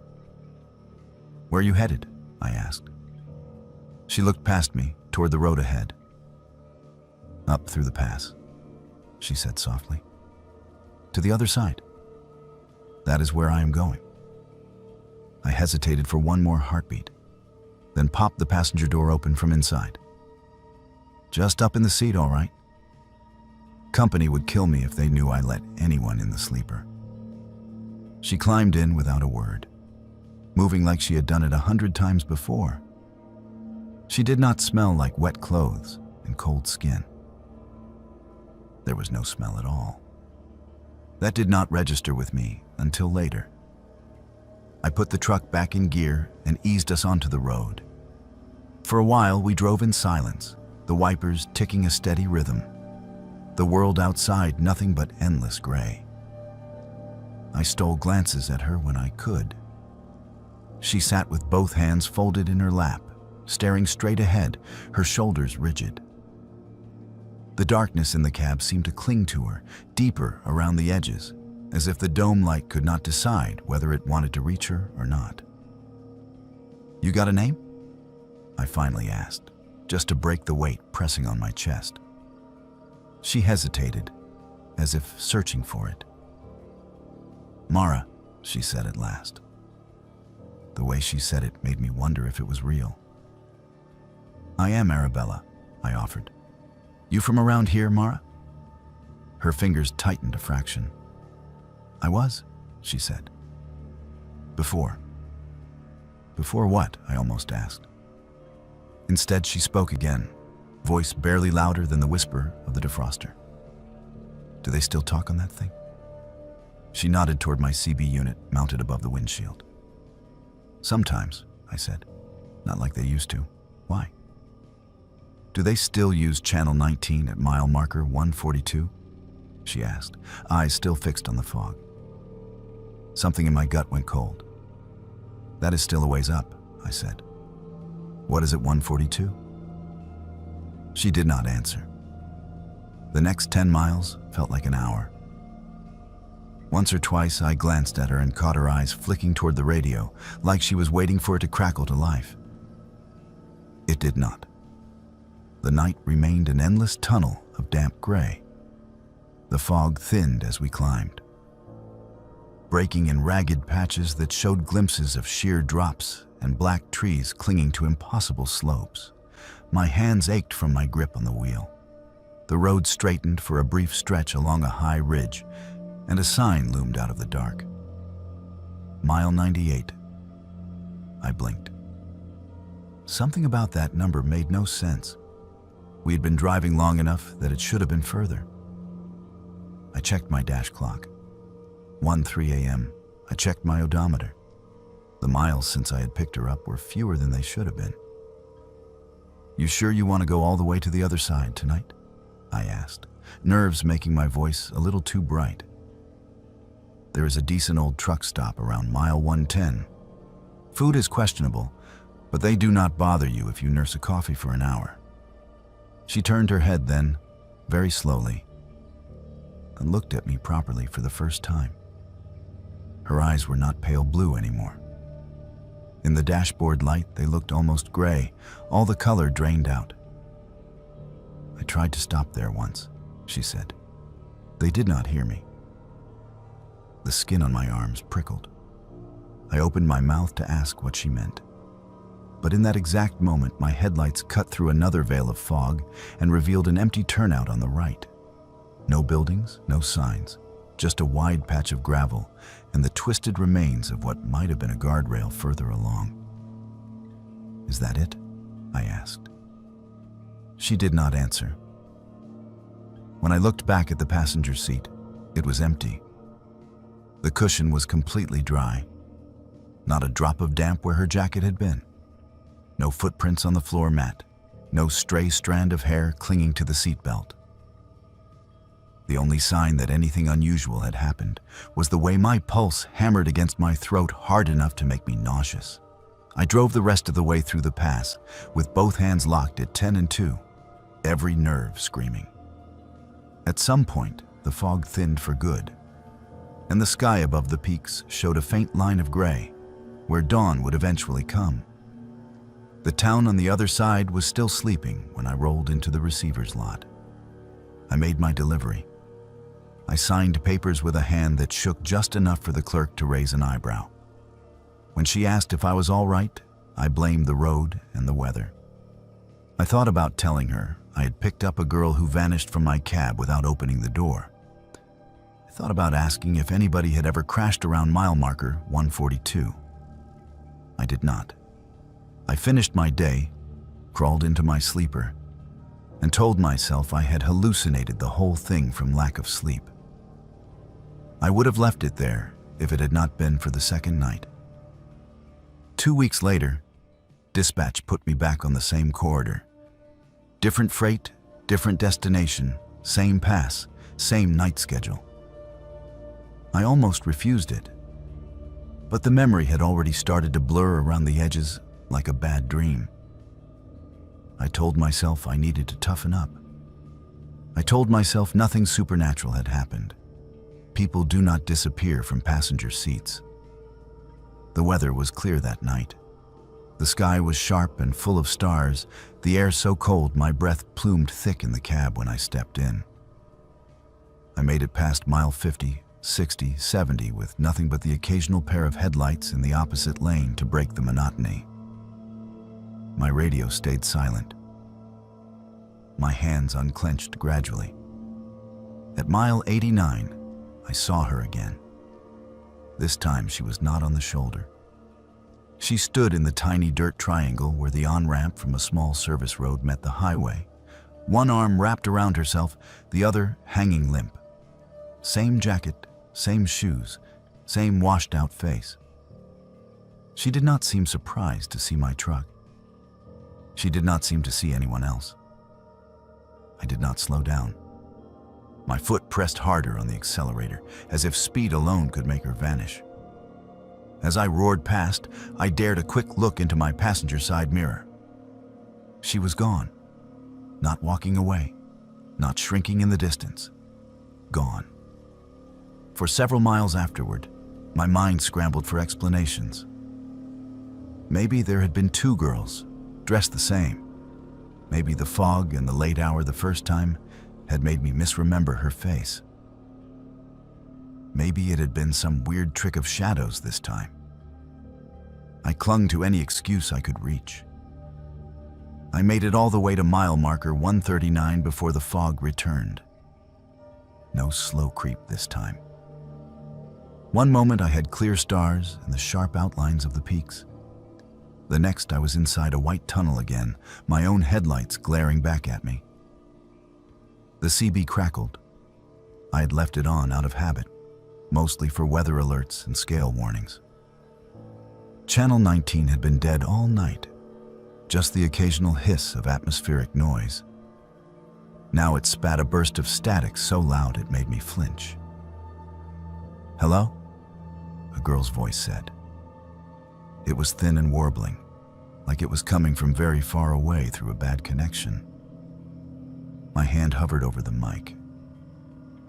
"Is someone out there?" the voice asked. "Can anybody hear us at mile marker 142? The truck seemed to shrink around me. The air in the cab turned dense, heavy, hard to breathe. I forced my fingers to close around the mic, thumb pressing the button down until the plastic creaked. "This is northbound tanker on the pass," I said. My voice shook. "I hear you. Who is this?" Silence. just the soft hiss and pop of the open channel. I was about to repeat myself when the sign loomed out of the fog on my right. Mile 142. My eyes flicked between the road and the CB display. The channel number glowed steady and green. Ahead, the faint outline of a turnout took shape. That same empty gravel space with the broken guardrail. "Please," the voice came again, suddenly much clearer. We went off. We called. Nobody answered. "Is anybody there now?" My grip on the wheel turned my knuckles white. The turnout rushed toward me. As I passed it, the fog thinned just enough for me to see over the broken barrier. There was nothing there. No car, no fresh wreckage, no skid marks. Just a long drop into darkness and the faint glint of water or rock far below. "What is your location exactly?" I asked, clinging to protocol. "Repeat your location." "Mile marker 142, the girl whispered. "We have been calling. The fire will not stop. Please, it is so hot. I cannot get the door open. Is anyone out there now?" My vision tunneled. I could smell something then. Faint and impossible, like burned plastic and wet upholstery. My eyes flicked to the passenger seat. She sat there, soaked. Steam curled faintly from her jacket. Her hair hung in wet ropes. This time, there was a smell, sharp and metallic under the smoke, like blood and melted seat foam. Her head turned toward me in a jerky, unnatural way, as if her neck did not move quite right anymore. Her eyes burned like coals underwater. "You heard us," she said. Her lips barely moved. The sound seemed to fill the cab anyway. "You hear us now? Will you answer?" My foot slammed on the brake without conscious thought. The truck lurched, ABS chattering as 40 tons of steel and liquid fought physics on a mountain road. I forced myself to keep it straight, to ease off before I lost it completely. The rig slowed more, crawled. I could not look at her. I stared at the road, at the creeping numbers on my speedometer, at anything else. "I am hearing you," I said. My voice sounded like it belonged to someone else. "There is no wreck at 142. Not now, not anymore." For the first time, there was emotion in her voice, besides that horrid flat pleading. "Not anymore," she repeated. "That is what they told our mothers." The CB squealed. For a heartbeat, the cab filled with overlapping screams, not loud but distant. Countless voices tangled together in one long, rising note. Then it cut off. The radio went dead. The fog thinned like someone had opened a window. The seat beside me was empty again. But this time, the cushion was soaked. Dark water, or something like it, had pooled in the fabric and was dripping slowly to the floor mat. The smell of burned plastic lingered for miles before finally fading. I made it off the mountain without crashing. I delivered my load. I signed what needed signing. I did not mention any of it to dispatch, to other drivers, to anyone. Who would believe that they had just heard an echo of something that happened years ago? That girl, and whoever else was with her, had died before I ever got my CDL. I tried to verify it, the way you do when you need to prove to yourself you are not losing your mind. Later, when I worked up the nerve, I searched the accident databases. It took a while, but I found it. A car full of college students, mostly girls, went off the side of that very pass one rainy night almost 15 years before I drove it. The report said the vehicle caught fire on impact. It noted that one of them managed to call for help, but the call dropped before she could give a clear location. By the time responding units found the wreck, it was too late. The witness statements mentioned that drivers later reported weird interference on their CBs around that mile marker for months afterward. Static that sounded like voices, pleas that nobody could quite make out. Eventually, people stopped talking about it. The road forgot, like it always does. I have not. I do not run mountain passes anymore. I stick to regional routes, flatland, short hops that get me home more nights than not. When I do have to roll out after midnight, my CB stays off. I tell other drivers it is because I am sick of listening to nonsense chatter. The truth is, I am afraid that if I turn it on at the wrong mile marker, I will hear her again. That thin, breaking voice asking if anybody can hear mile marker 142 now. And this time, if I answer, I do not know if they will let me keep driving away.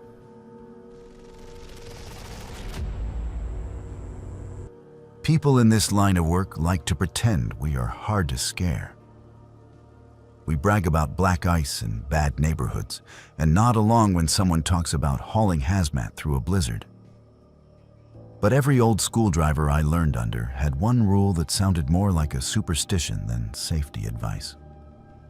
Never haul a load when the shipper refuses to tell you what is in it. I knew that rule. I broke it anyway. Name is Vincent, and I came up in this business before everything was apps and dashboards. There were still jobs that came in on folded paper and phone calls from payphones.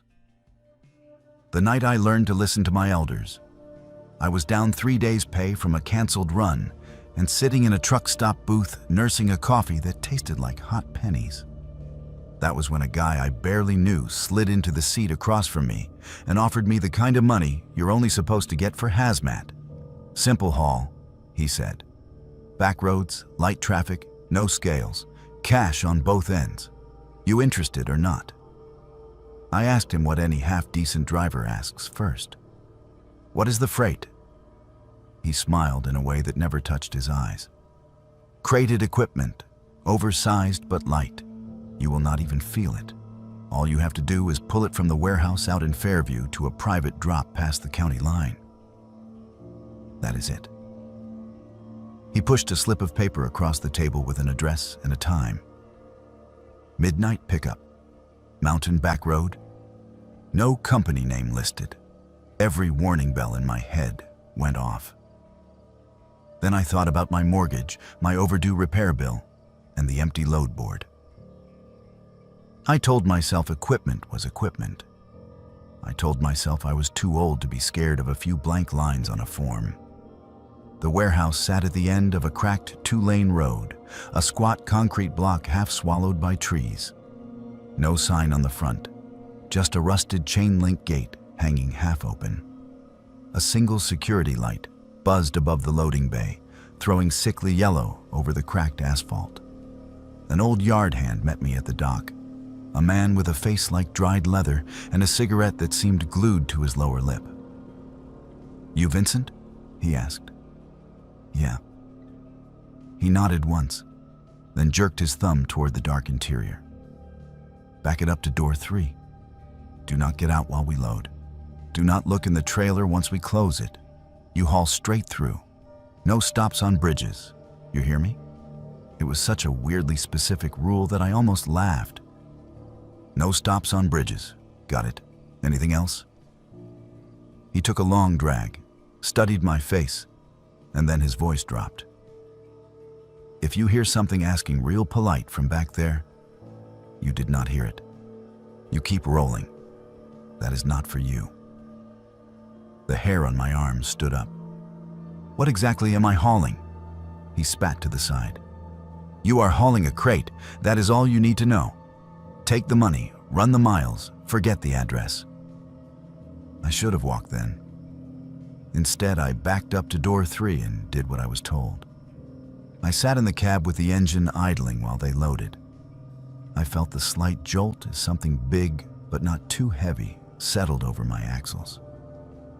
When they finished, the old man slapped the side of the trailer twice and handed my paperwork up through the window. No weight listed, no contents. Just an origin and a destination, and a line that said, "Special handling." The first hour was uneventful. I rolled through sleeping farm towns and past dark fields where only the red eyes of distant radio towers broke the horizon. The trailer felt wrong behind me, though. It did not pull like a normal load. The weight did not lean with the curves.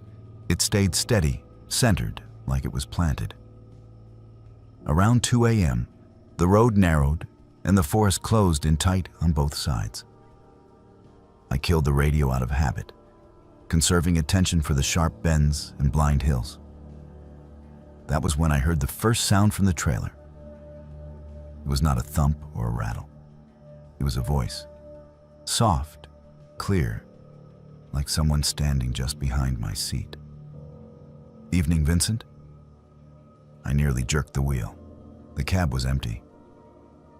My mirrors showed nothing but my own headlights on the pavement and the faint white box of the trailer following obediently behind. "Who is there?"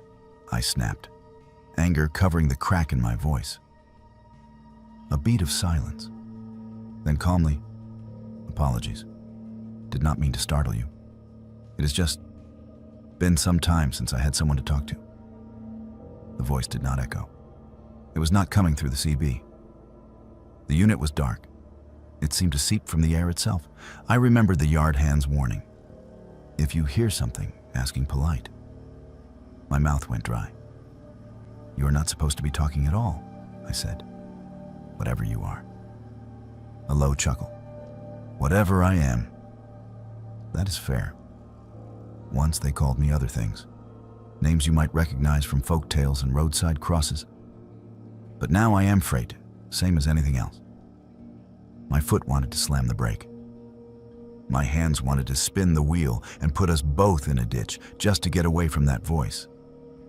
I kept us steady. "What is in the crate?" I asked, unable to stop myself. "You have family, Vincent?" it asked instead. "Someone waiting at home? Someone who told you not to take this job?" Images flashed unbidden. My wife at the kitchen table frowning at the numbers. My brother telling me to stick to company freight. My father's voice from years back saying, "Never haul for a man who pays in cash and will not give you his last name." I did not answer. "I remember what it is like," the voice went on, conversational. "To walk under open sky, to see the way the moon changes shape. They do not let me see it anymore. Just darkness and wood and the stink of fear. You could change that." The road dipped, then rose toward a long steel bridge that arched over a black slice of river. The beams loomed ahead, a dark ribcage against the night. "Do not stop on bridges," the yard hand had said. I kept my speed, eyes locked on the far end. Halfway across, every hair on my body stood up. The air grew heavy, the way it does before a thunderstorm. "Let me look, just once," the thing inside the crate murmured. "Open the doors a crack when you reach the middle. You do not even have to look yourself. You can keep your eyes on the road. I will not touch you, I promise." Metal groaned around me. For a second I thought it was the bridge, but the sound came from behind. The trailer rocked just slightly, like something inside had shifted its weight for the first time. I clamped my jaws shut and drove. The center of the bridge felt like it stretched on forever. The voice's tone changed, a hint of frustration creeping in. "You are a stubborn man," it said. The last one was not. He opened the doors before we even left the yard. "Do you know what happens when you break the seal early? They blame the driver. They always blame the driver." I pictured the old hand's weathered face. There was a story in the way his fingers shook when he lit his cigarette. Maybe he had hauled this thing before. Maybe someone else had and never made it home. The engine coughed. Just once, a small hitch, enough to make the RPM needle dip. The headlights flickered. The wheel felt heavy in my hands. "I do not like bridges," the voice said, suddenly cold. "Too much water, too much falling. It reminds me of why they built the crate." The engine cut out. Every light on the dash died. In an instant, the only sound was the scream of steel and rubber as 40,000 pounds of truck and trailer coasted in dead silence over the hollow metal span. I had just enough momentum to clear the bridge. As the tractor rolled onto solid ground, everything snapped back to life. Lights blazed, the engine roared, the wheel jerked under my hands as power steering returned.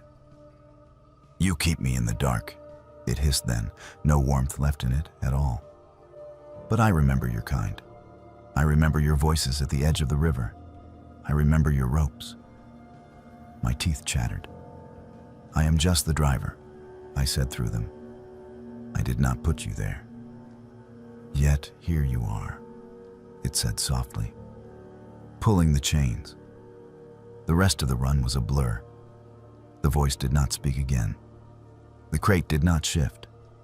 The road wound on, mile after mile, until the drop point appeared. A gravel lane cutting off into the trees, a gate standing open like a mouth. A single light burned over a small concrete pad where someone had painted an X in fresh white. A man stepped from the shadows as I backed in, his silhouette tall and thin, hands folded neatly behind his back. He did not give a name. He did not offer a handshake. "You made good time," he said. "Any trouble?" I thought about telling him the engine had died on the bridge, that something in his crate had tried to talk me into opening the doors, that whatever was inside knew my name, my family, pieces of my past I had never told anyone on the road. "No," I said instead. "No trouble." He nodded, satisfied, and waved a couple of men out from the trees. They moved quickly, efficient, sliding jacks under the crate and rolling it to the edge of the trailer. I saw just enough to know the wood was old, bound with iron bands so pitted they seemed older than anything else there. Symbols had been burned into the side, half obscured by fresh paint. "Payment is in the envelope," the tall man said, handing me a thick, unmarked packet. "You did your part. Now forget this address." I left without looking back. A week later, I took a run that took me past that old warehouse again. Curiosity twisted my gut until I gave in and turned down the cracked road for a quick look. The gate was gone. The chain link was sagging in the dirt. Weeds grew up through the concrete where my truck had sat. The loading bays were boarded over, boards already gray with age. The security light was broken. Glass scattered on the ground like it had been that way for years. A for sale sign leaned at an angle near the entrance. Its phone number faded to nothing. I asked around. Nobody admitted to knowing anything. Some drivers shrugged and said the warehouse had been closed since before they got their licenses. One old-timer gave me a look I could not read and told me there are buildings that appear when they are needed, then slip away again when the deal is done. Now, whenever a broker offers me a fat envelope for a run with no contents listed, I say no. I do not care how tight my money is. There are some loads that are not meant to be hauled by anyone who wants to sleep sound at night. Every once in a while, though, I roll past some forgotten yard or shuttered dock and see just for a second the outline of a large wooden crate sitting alone in the shadows. It is never quite the same size. The markings are never quite identical. But I always feel the same thing, like something inside is holding very, very still, listening for the sound of an engine it recognizes, waiting for another chance at open sky.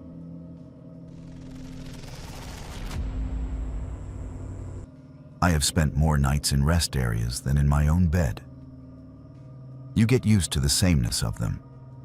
The sour coffee smell, the overbright bathrooms, the hum of vending machines that never quite shut up. That is why the night I pulled into the one that does not exist sticks out so clearly. It felt like walking into a place I had seen 1,000 times and realizing, halfway through the door, that all the exits had been moved. Name is Estelle. I haul mostly overnight, by choice. Less traffic, fewer idiots on their phones, more room to breathe. That also means I live on caffeine and whatever passes for food in the middle of nowhere. There was one run last winter, long stretch across 3 states with nothing but state highway after the first 200 miles. Dispatch had me on a clock that did not leave room for proper truck stops. So I planned to hit a rest area I had used before, about 10 hours in. The night was foggy from the start, that low, clinging kind that eats your high beams.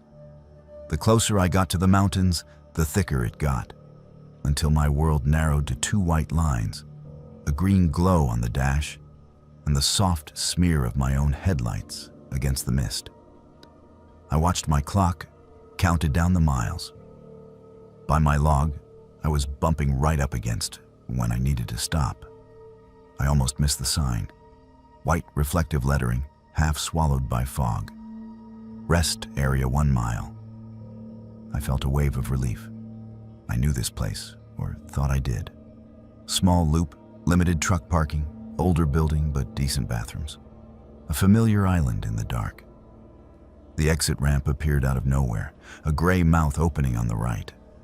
I signaled, eased down. Tires humming over the rumble strip as I dropped speed. The trees fell back to reveal the rest area's little kingdom of concrete and sodium light. Only it was not quite right. The layout was the same. 1 loop road, car lot on the left, truck slots on the right, a low cinder block building in the middle. But the building's exterior looked freshly painted, bright white with a blue trim I did not remember. The pavement was smooth, without the spiderweb cracks I expected. The old flickering lights had been replaced by tall, clean LED poles that washed everything in harsh, even brilliance. There were no other vehicles, not one. No cars with sleeping families, no other rigs idling, no patrol SUVs parked nose to nose. Just my truck, the empty slots, and the building, sitting there like it had been waiting. I told myself they had done renovations. Rest areas get facelifts sometimes. Maybe I had just not been through in a while. I pulled into a space, set my brake, and sat for a minute, engine ticking as it cooled. My GPS map still showed the blue dot right where I expected it, hovering over the little rest area icon. But the name field, where it usually said something like North Hollow Rest Area, was blank. Just a gray box. Afar. I chalked it up to a glitch, grabbed my keys, and stepped down. The air smelled clean. Too clean. No hint of diesel, no stale cigarette smoke. None of that acrid overlay that clings to any place trucks have sat for years.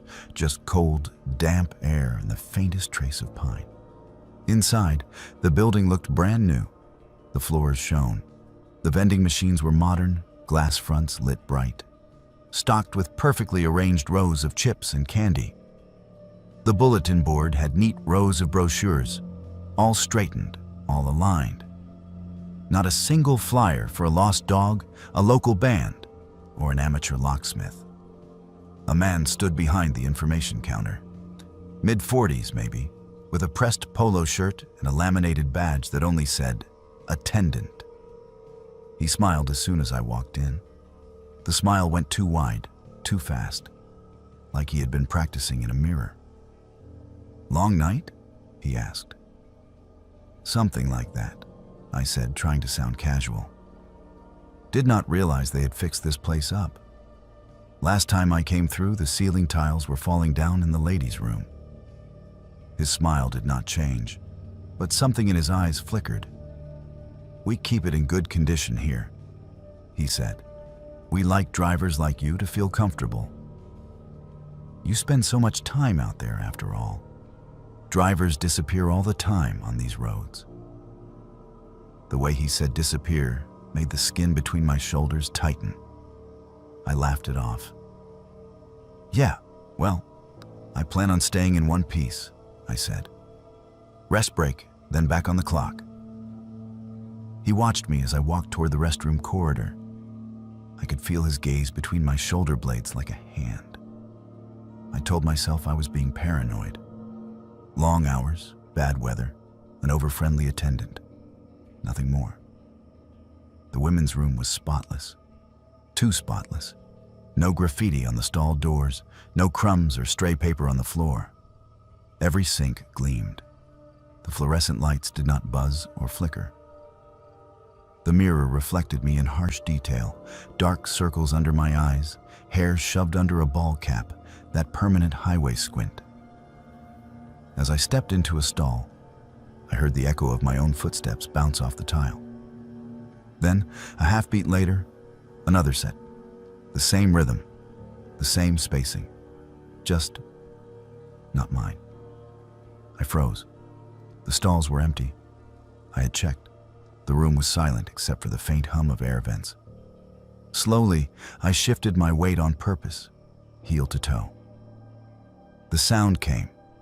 My step, then a ghost of it, slightly delayed, as if someone were walking in perfect mimicry just out of sight.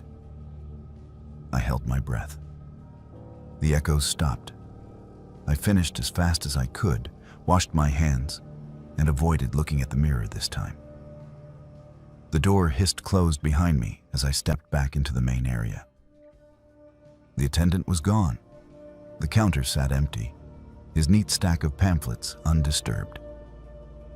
For the first time, I really looked at them.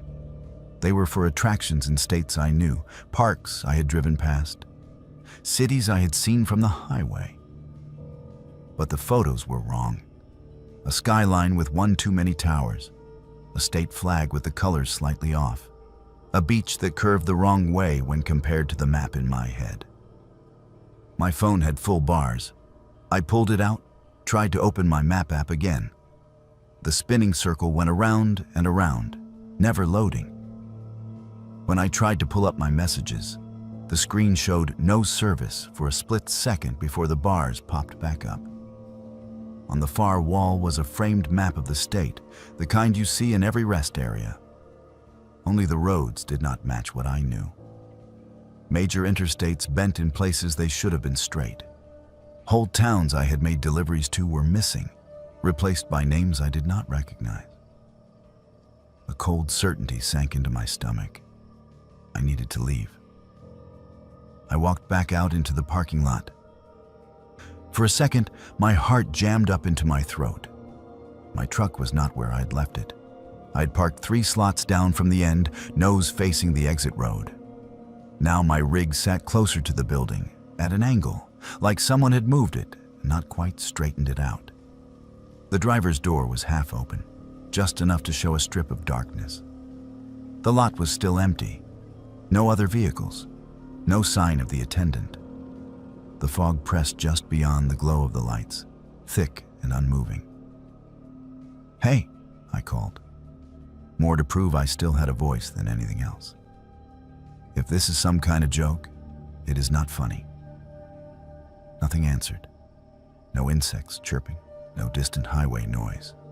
Just the faint hum of those perfect too bright lights. I made myself walk to the truck. Every step felt like it stretched. The distance between me and the cab never quite shrinking the way it should. When I reached the door, my hand shook on the handle. The cab interior was dark, but familiar shapes loomed where they should.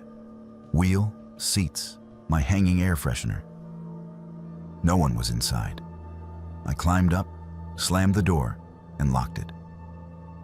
Engine start. The dash lit, all systems green. My GPS map came back to life, blue dot blinking. The rest area icon was gone. The screen showed my truck sitting on an unbroken stretch of highway, no turnout, no side road. Heart pounding, I dropped it into gear and rolled toward the exit. As my headlights swept the building one last time, the windows looked different, darker. The bright lobby I had just been in was now just a shadow behind glass. The attendant sign over the counter flickered, then went out. By the time my tires hit the merge lane, the fog closed in again. I checked my mirrors, half expecting to see the lights of the place receding behind me. There was nothing, just trees and darkness where the rest area should have been. I drove for another 30 miles before I saw a gas station. It was old, dingy, exactly the kind of place I would normally avoid unless I was desperate. I pulled in anyway, just to stand under a different set of lights, to hear a different kind of humming. Inside, the clerk was scrolling his phone behind bulletproof glass. I bought a coffee that tasted like burnt mud and, on impulse, asked, "Hey, you know if they have renovated the rest area back up the highway? The one about 30 miles south?" He frowned. "We do not have a rest area on that stretch," he said. "Closest one is about 60 miles north. Been that way as long as I've worked here." I wanted to argue. I wanted to pull out my log and show him the timestamps, the gap where I had clearly been off the road. Instead, I just nodded and went back to my truck. Later, on my off days, I tried to find it on satellite maps. I zoomed in on every bend and curve of that highway. There were no structures where I had stopped. No loop, no building, no extra lights. Just trees and occasional gravel pullouts. Maybe it was all fatigue. Maybe I nodded off in the cab and dreamed every second of it. But when I run that route now, I plan my brakes carefully. I stop at crowded, ugly truck stops with greasy floors and flickering signs, surrounded by other rigs and bad coffee and noise. Because somewhere out there is a rest area that looks cleaner and safer and newer than it has any right to. A place where the brochures all show a world that is almost yours, but not quite. A place that would be all too happy for a tired driver to sit down, relax, and stay past the point where they can easily leave. And I have a feeling that if you stay past that point, the map does not lead you back to the same highways you remember.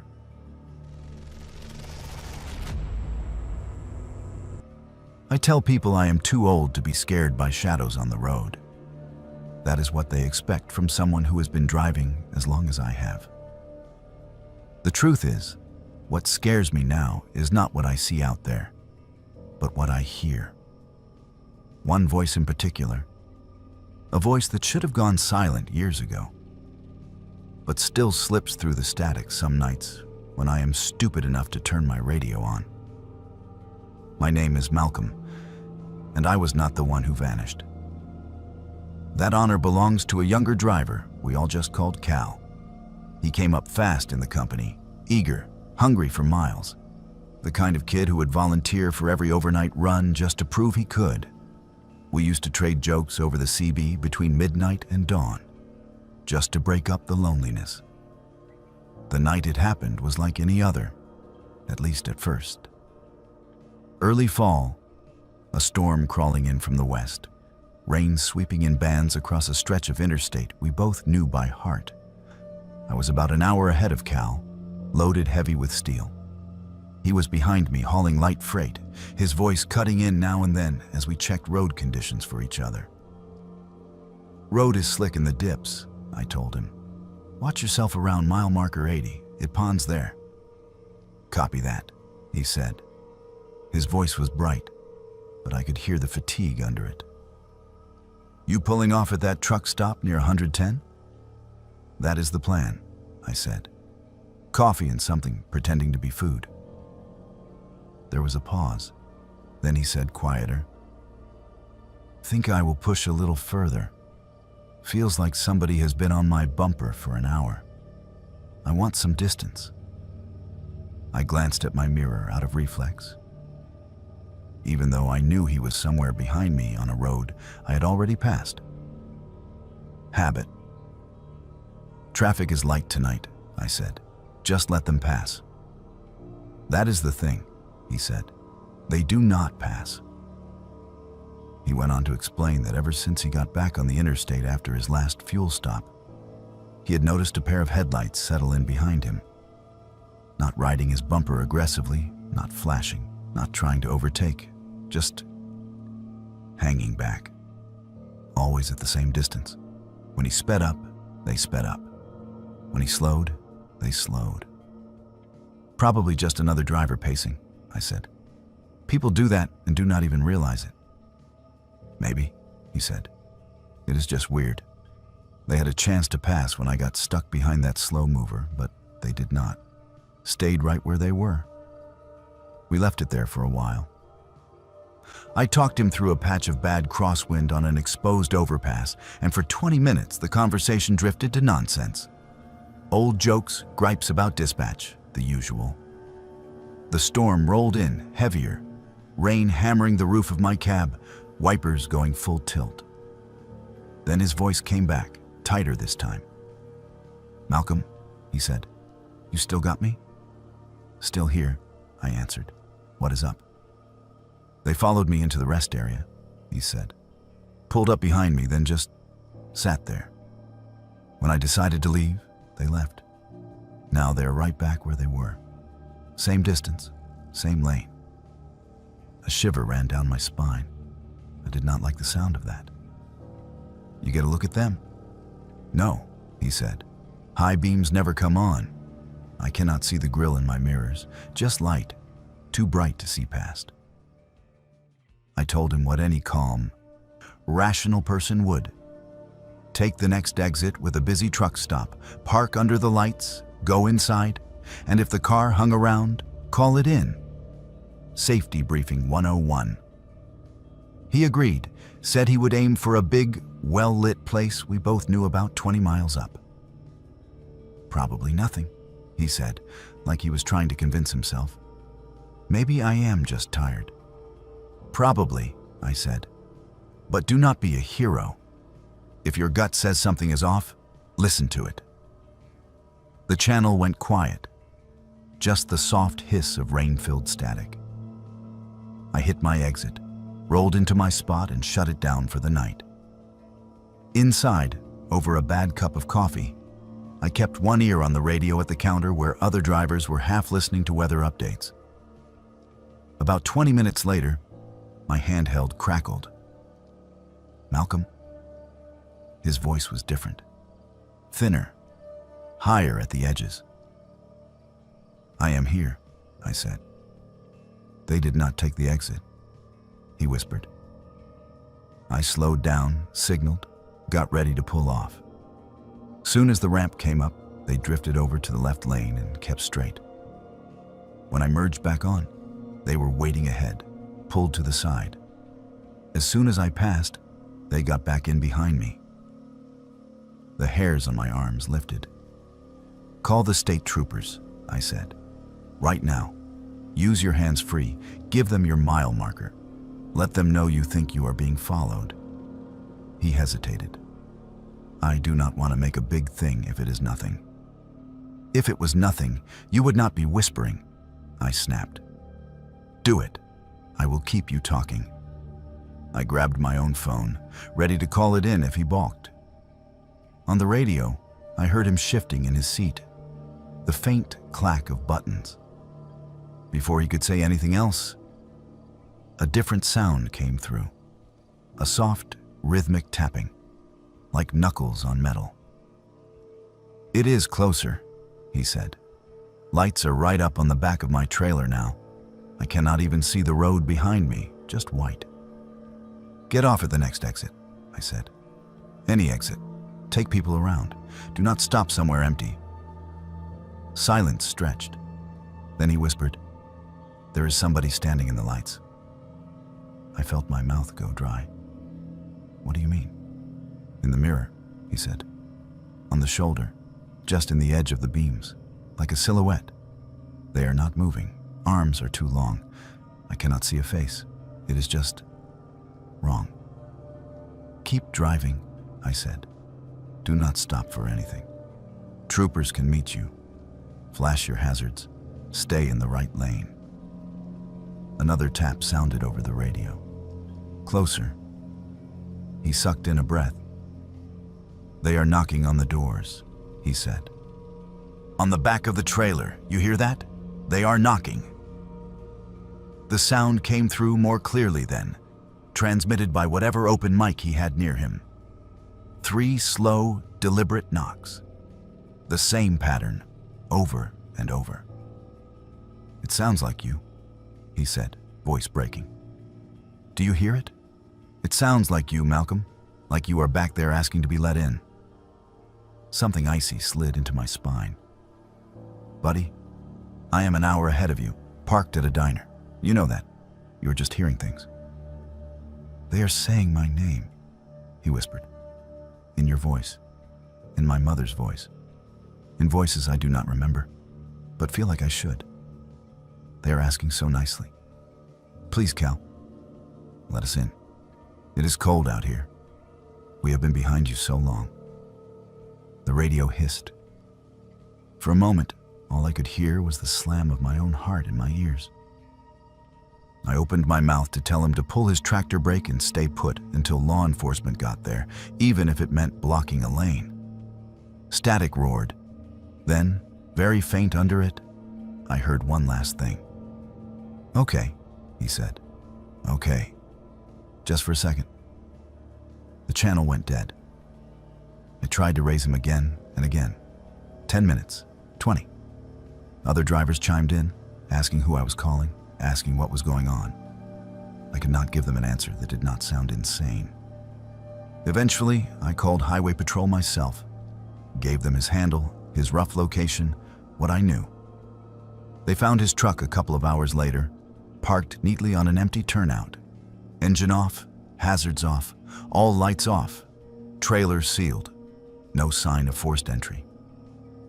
Inside the cab, logbook open on the dash, coffee still warm in the holder, driver's door locked from the inside. No sign of Cal. Officially, they listed him as missing. There were posters for a while, company meetings about safety, about reporting suspicious behavior. People whispered theories in the break rooms. Some said he parked, walked away into the woods, and decided not to come back. Some said foul play, carjacking gone wrong, abduction. I never told them about the knocks that came through the radio, about the way his voice shifted from annoyed to terrified to strangely calm, about that last "okay," spoken like someone opening a door they knew they should keep closed. Now, when I run that stretch of highway, I keep my CB off. I tell myself it is because I am sick of chatter, sick of nonsense, sick of listening to kids like Cal pretend they are invincible. But some nights, when the rain is coming down hard and the road feels too empty, my hand drifts toward the knob. Twice, I have given in and turned it on for company. Twice, within a few minutes, Channel 19 has filled with faint, distant static that almost shapes itself into a familiar voice. "Malcolm, you still got me?" Both times, I have reached out and shut the radio off so hard the plastic clicked. There are some things you do not answer out here, some knocks you pretend you never hear.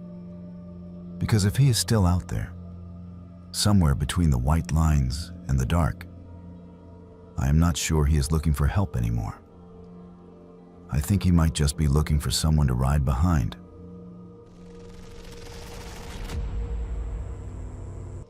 You hear a lot of nonsense in truck stop diners. Haunted mile markers, phantom hitchhikers, cursed bridges that hate the sound of Jake brakes. Most of it is just talk to pass the time. That is what I thought about the stories of the Calderwick Bridge until I tried to prove everyone wrong. I used to be proud of being that kind of stubborn.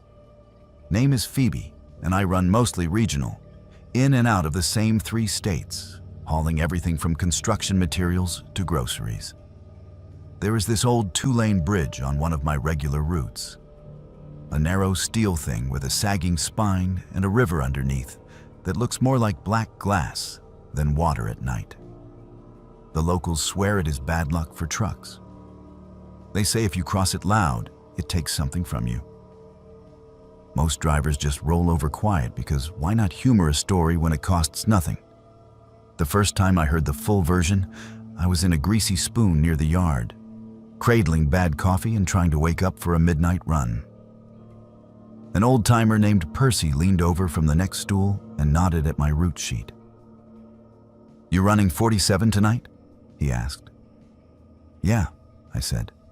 "Bridge and all, Why? He smirked. Do yourself a favor and kill the Jake on the span. Do not lay on the horn.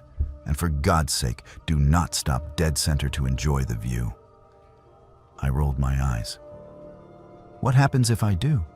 Phantom toll collector jumps out? You will not feel anything right away, he said. That is the problem. You will just cross loud and cocky, and somewhere down the line, something gets taken. Maybe your nerves, maybe your sleep, maybe someone you care about. He stirred his coffee. Bridge hates noise. It remembers the last time a truck screamed across it. I asked him what he meant, but he just shook his head and went back to his breakfast. The other drivers nearby avoided the subject, like they had all agreed not to talk about whatever incident started the superstition. I walked out of there feeling like they had all decided I was too green to be let in on the joke. That irritated me more than it should have. A week later, dispatch put me on that route for a pre-dawn grocery run. Clear sky, light fog, no traffic. As I rolled onto the county road that led to the bridge, Percy's warning came back to me. I could hear his voice in my head. Kill the Jake, roll quiet. Instead, I flipped the switch the other way. By the time the steel lattice of the bridge loomed out of the dark, I had my engine brake ready. The river below was just a broad strip of darker black, no lights to catch the surface. The first tires hit the metal plates with a hollow clang, and for a second, the old bridge sang under me. I downshifted hard and let the Jake roar. The sound ripped out of my stacks and bounced off the steel like a beast in a cage, sharp and ugly in the narrow space. I even gave the air horn a quick blast, more to prove a point to myself than anything. There was nobody else around, no houses close enough to annoy.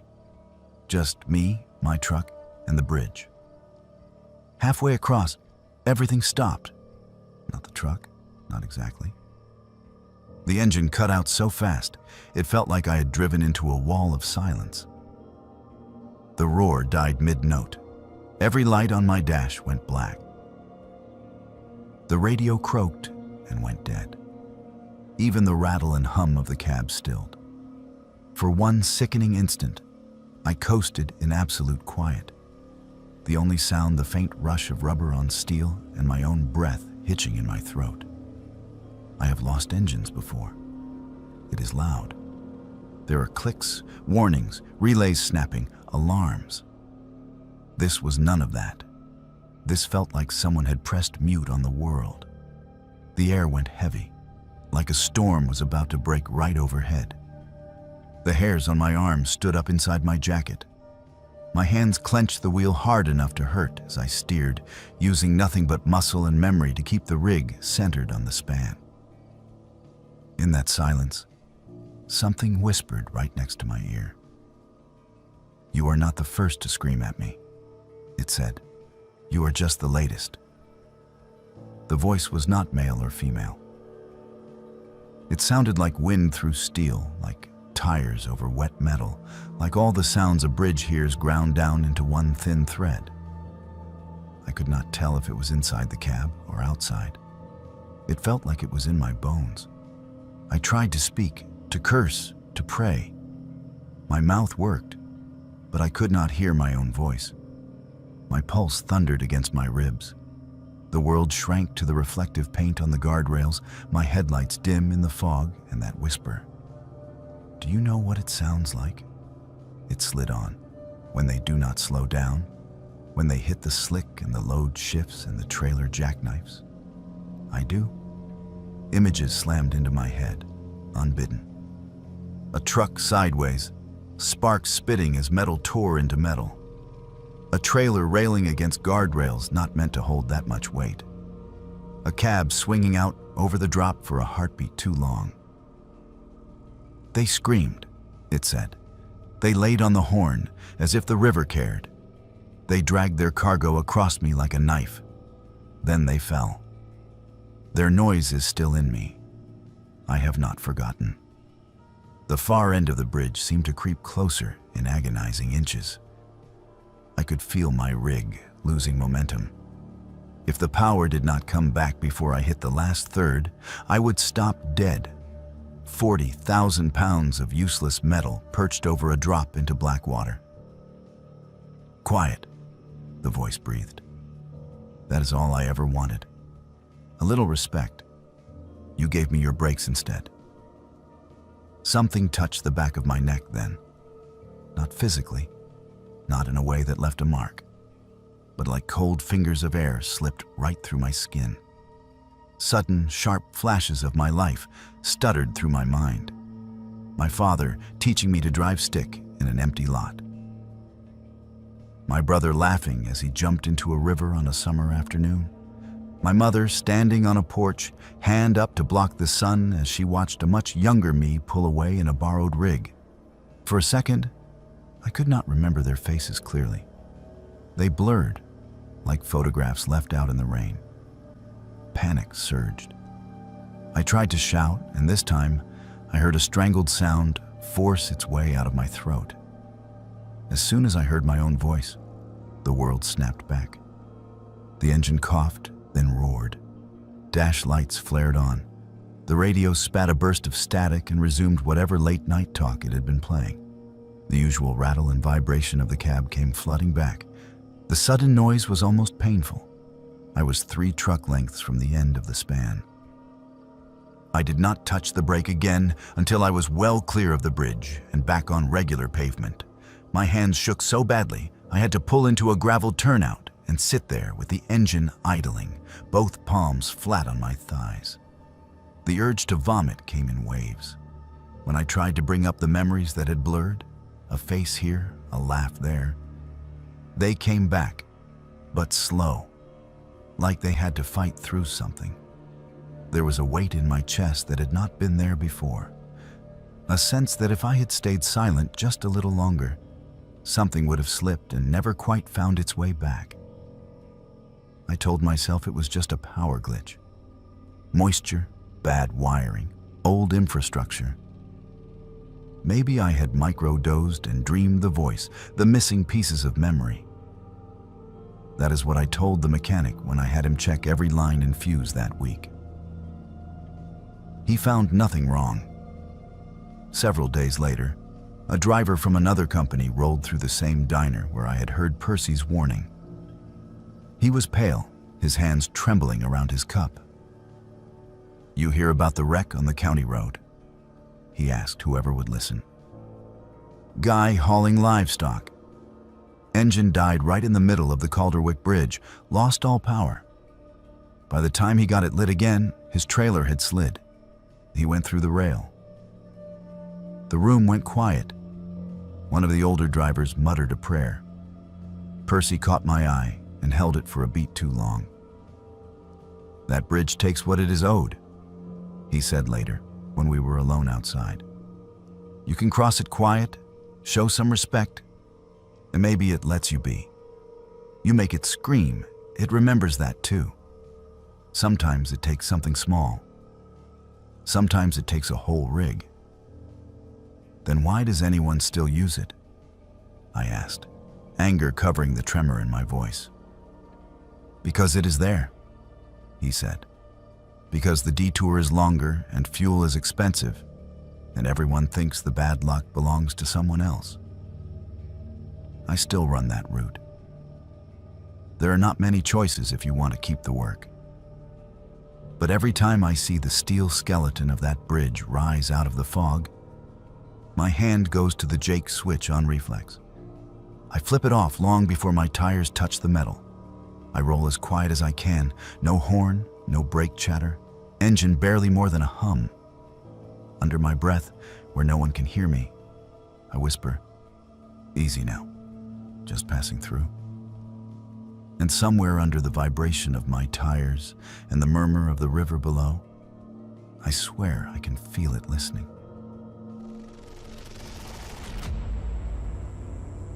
There comes a point in this job where the miles all start to blur together. Same ramps, same motels, same ugly orange streetlights bleeding into the cab at 3 in the morning. After a while, you start to wonder if you're looping the same stretch of road over and over and just telling yourself it is different.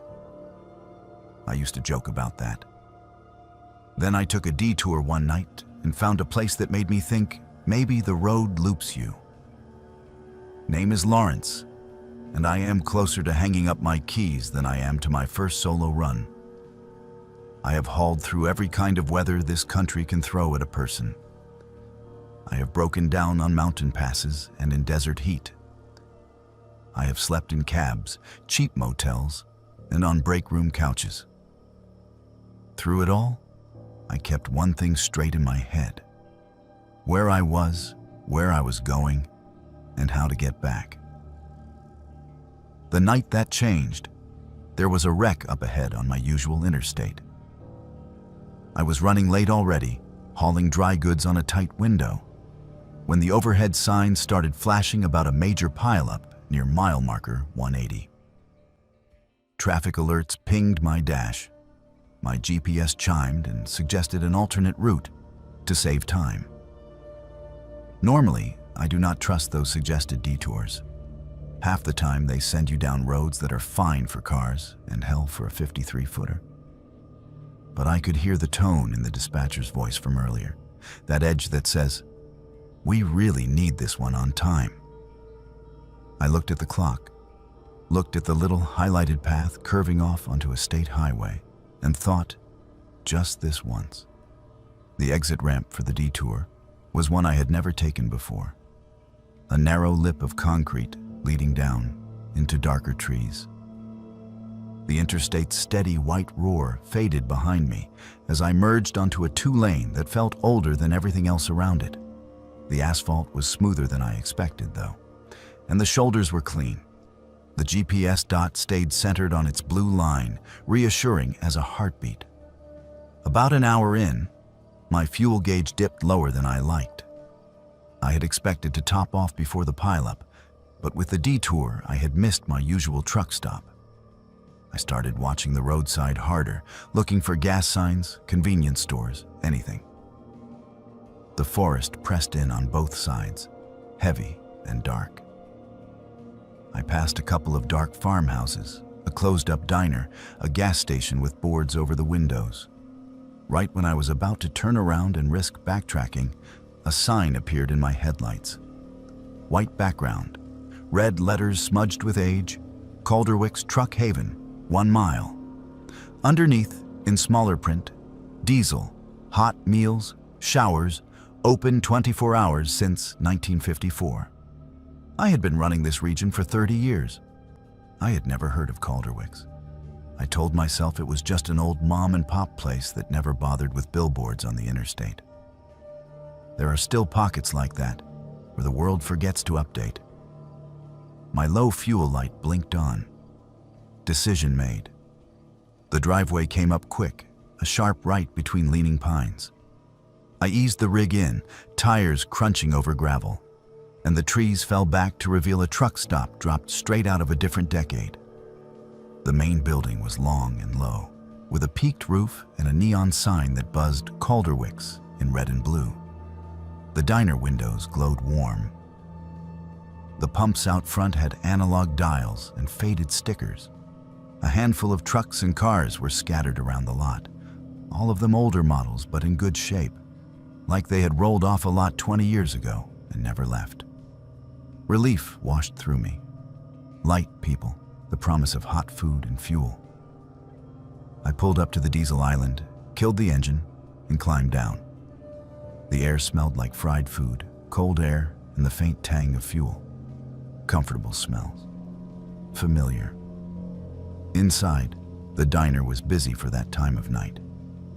A few booths were filled with families whose clothes looked a little out of time. Plaid jackets, high-waisted jeans, a kid in a t-shirt for a band that had broken up before I got my CDL.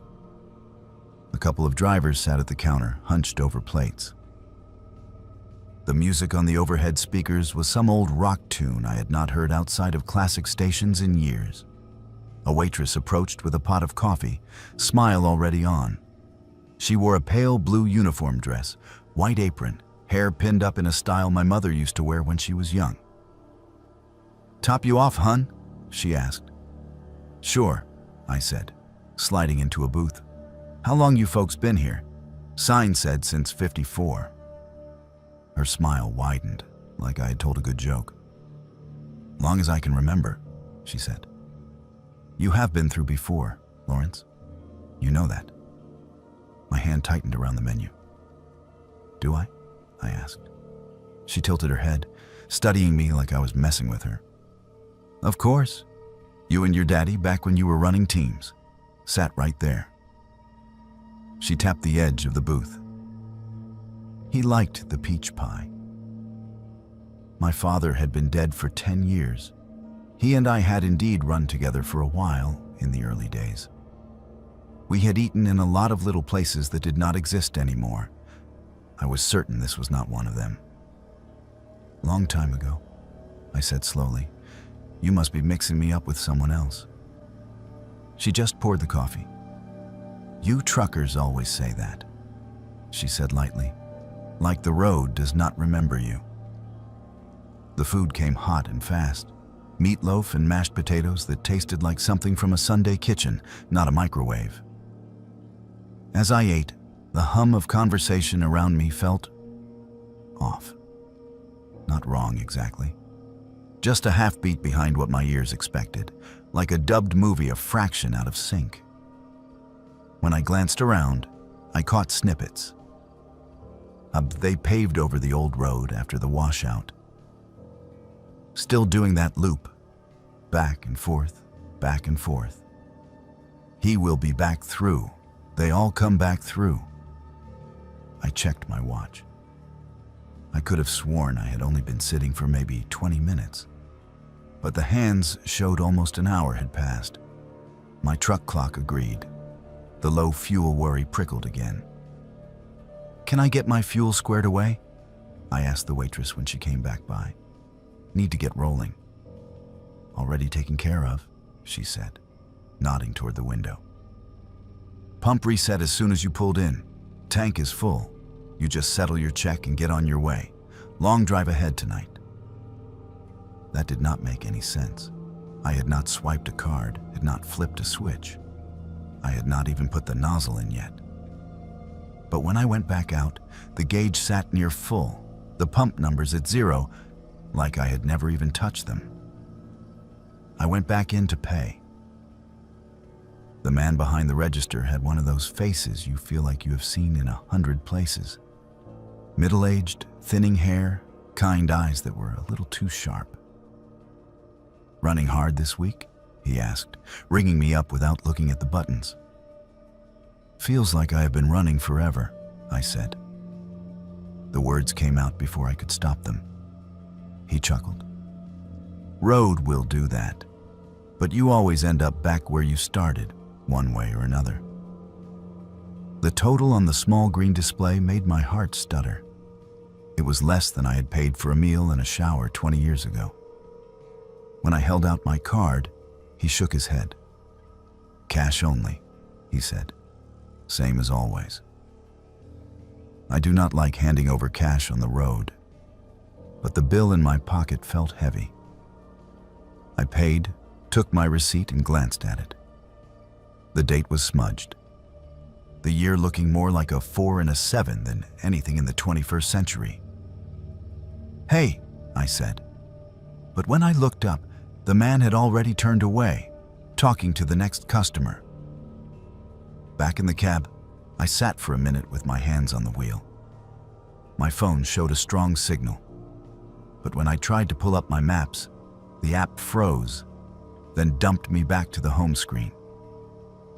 The GPS unit mounted on my dash still showed my blue dot on a road, but the name of the truck stop was not there. Just a gray blank where Calderwick's should have been. I pulled out anyway.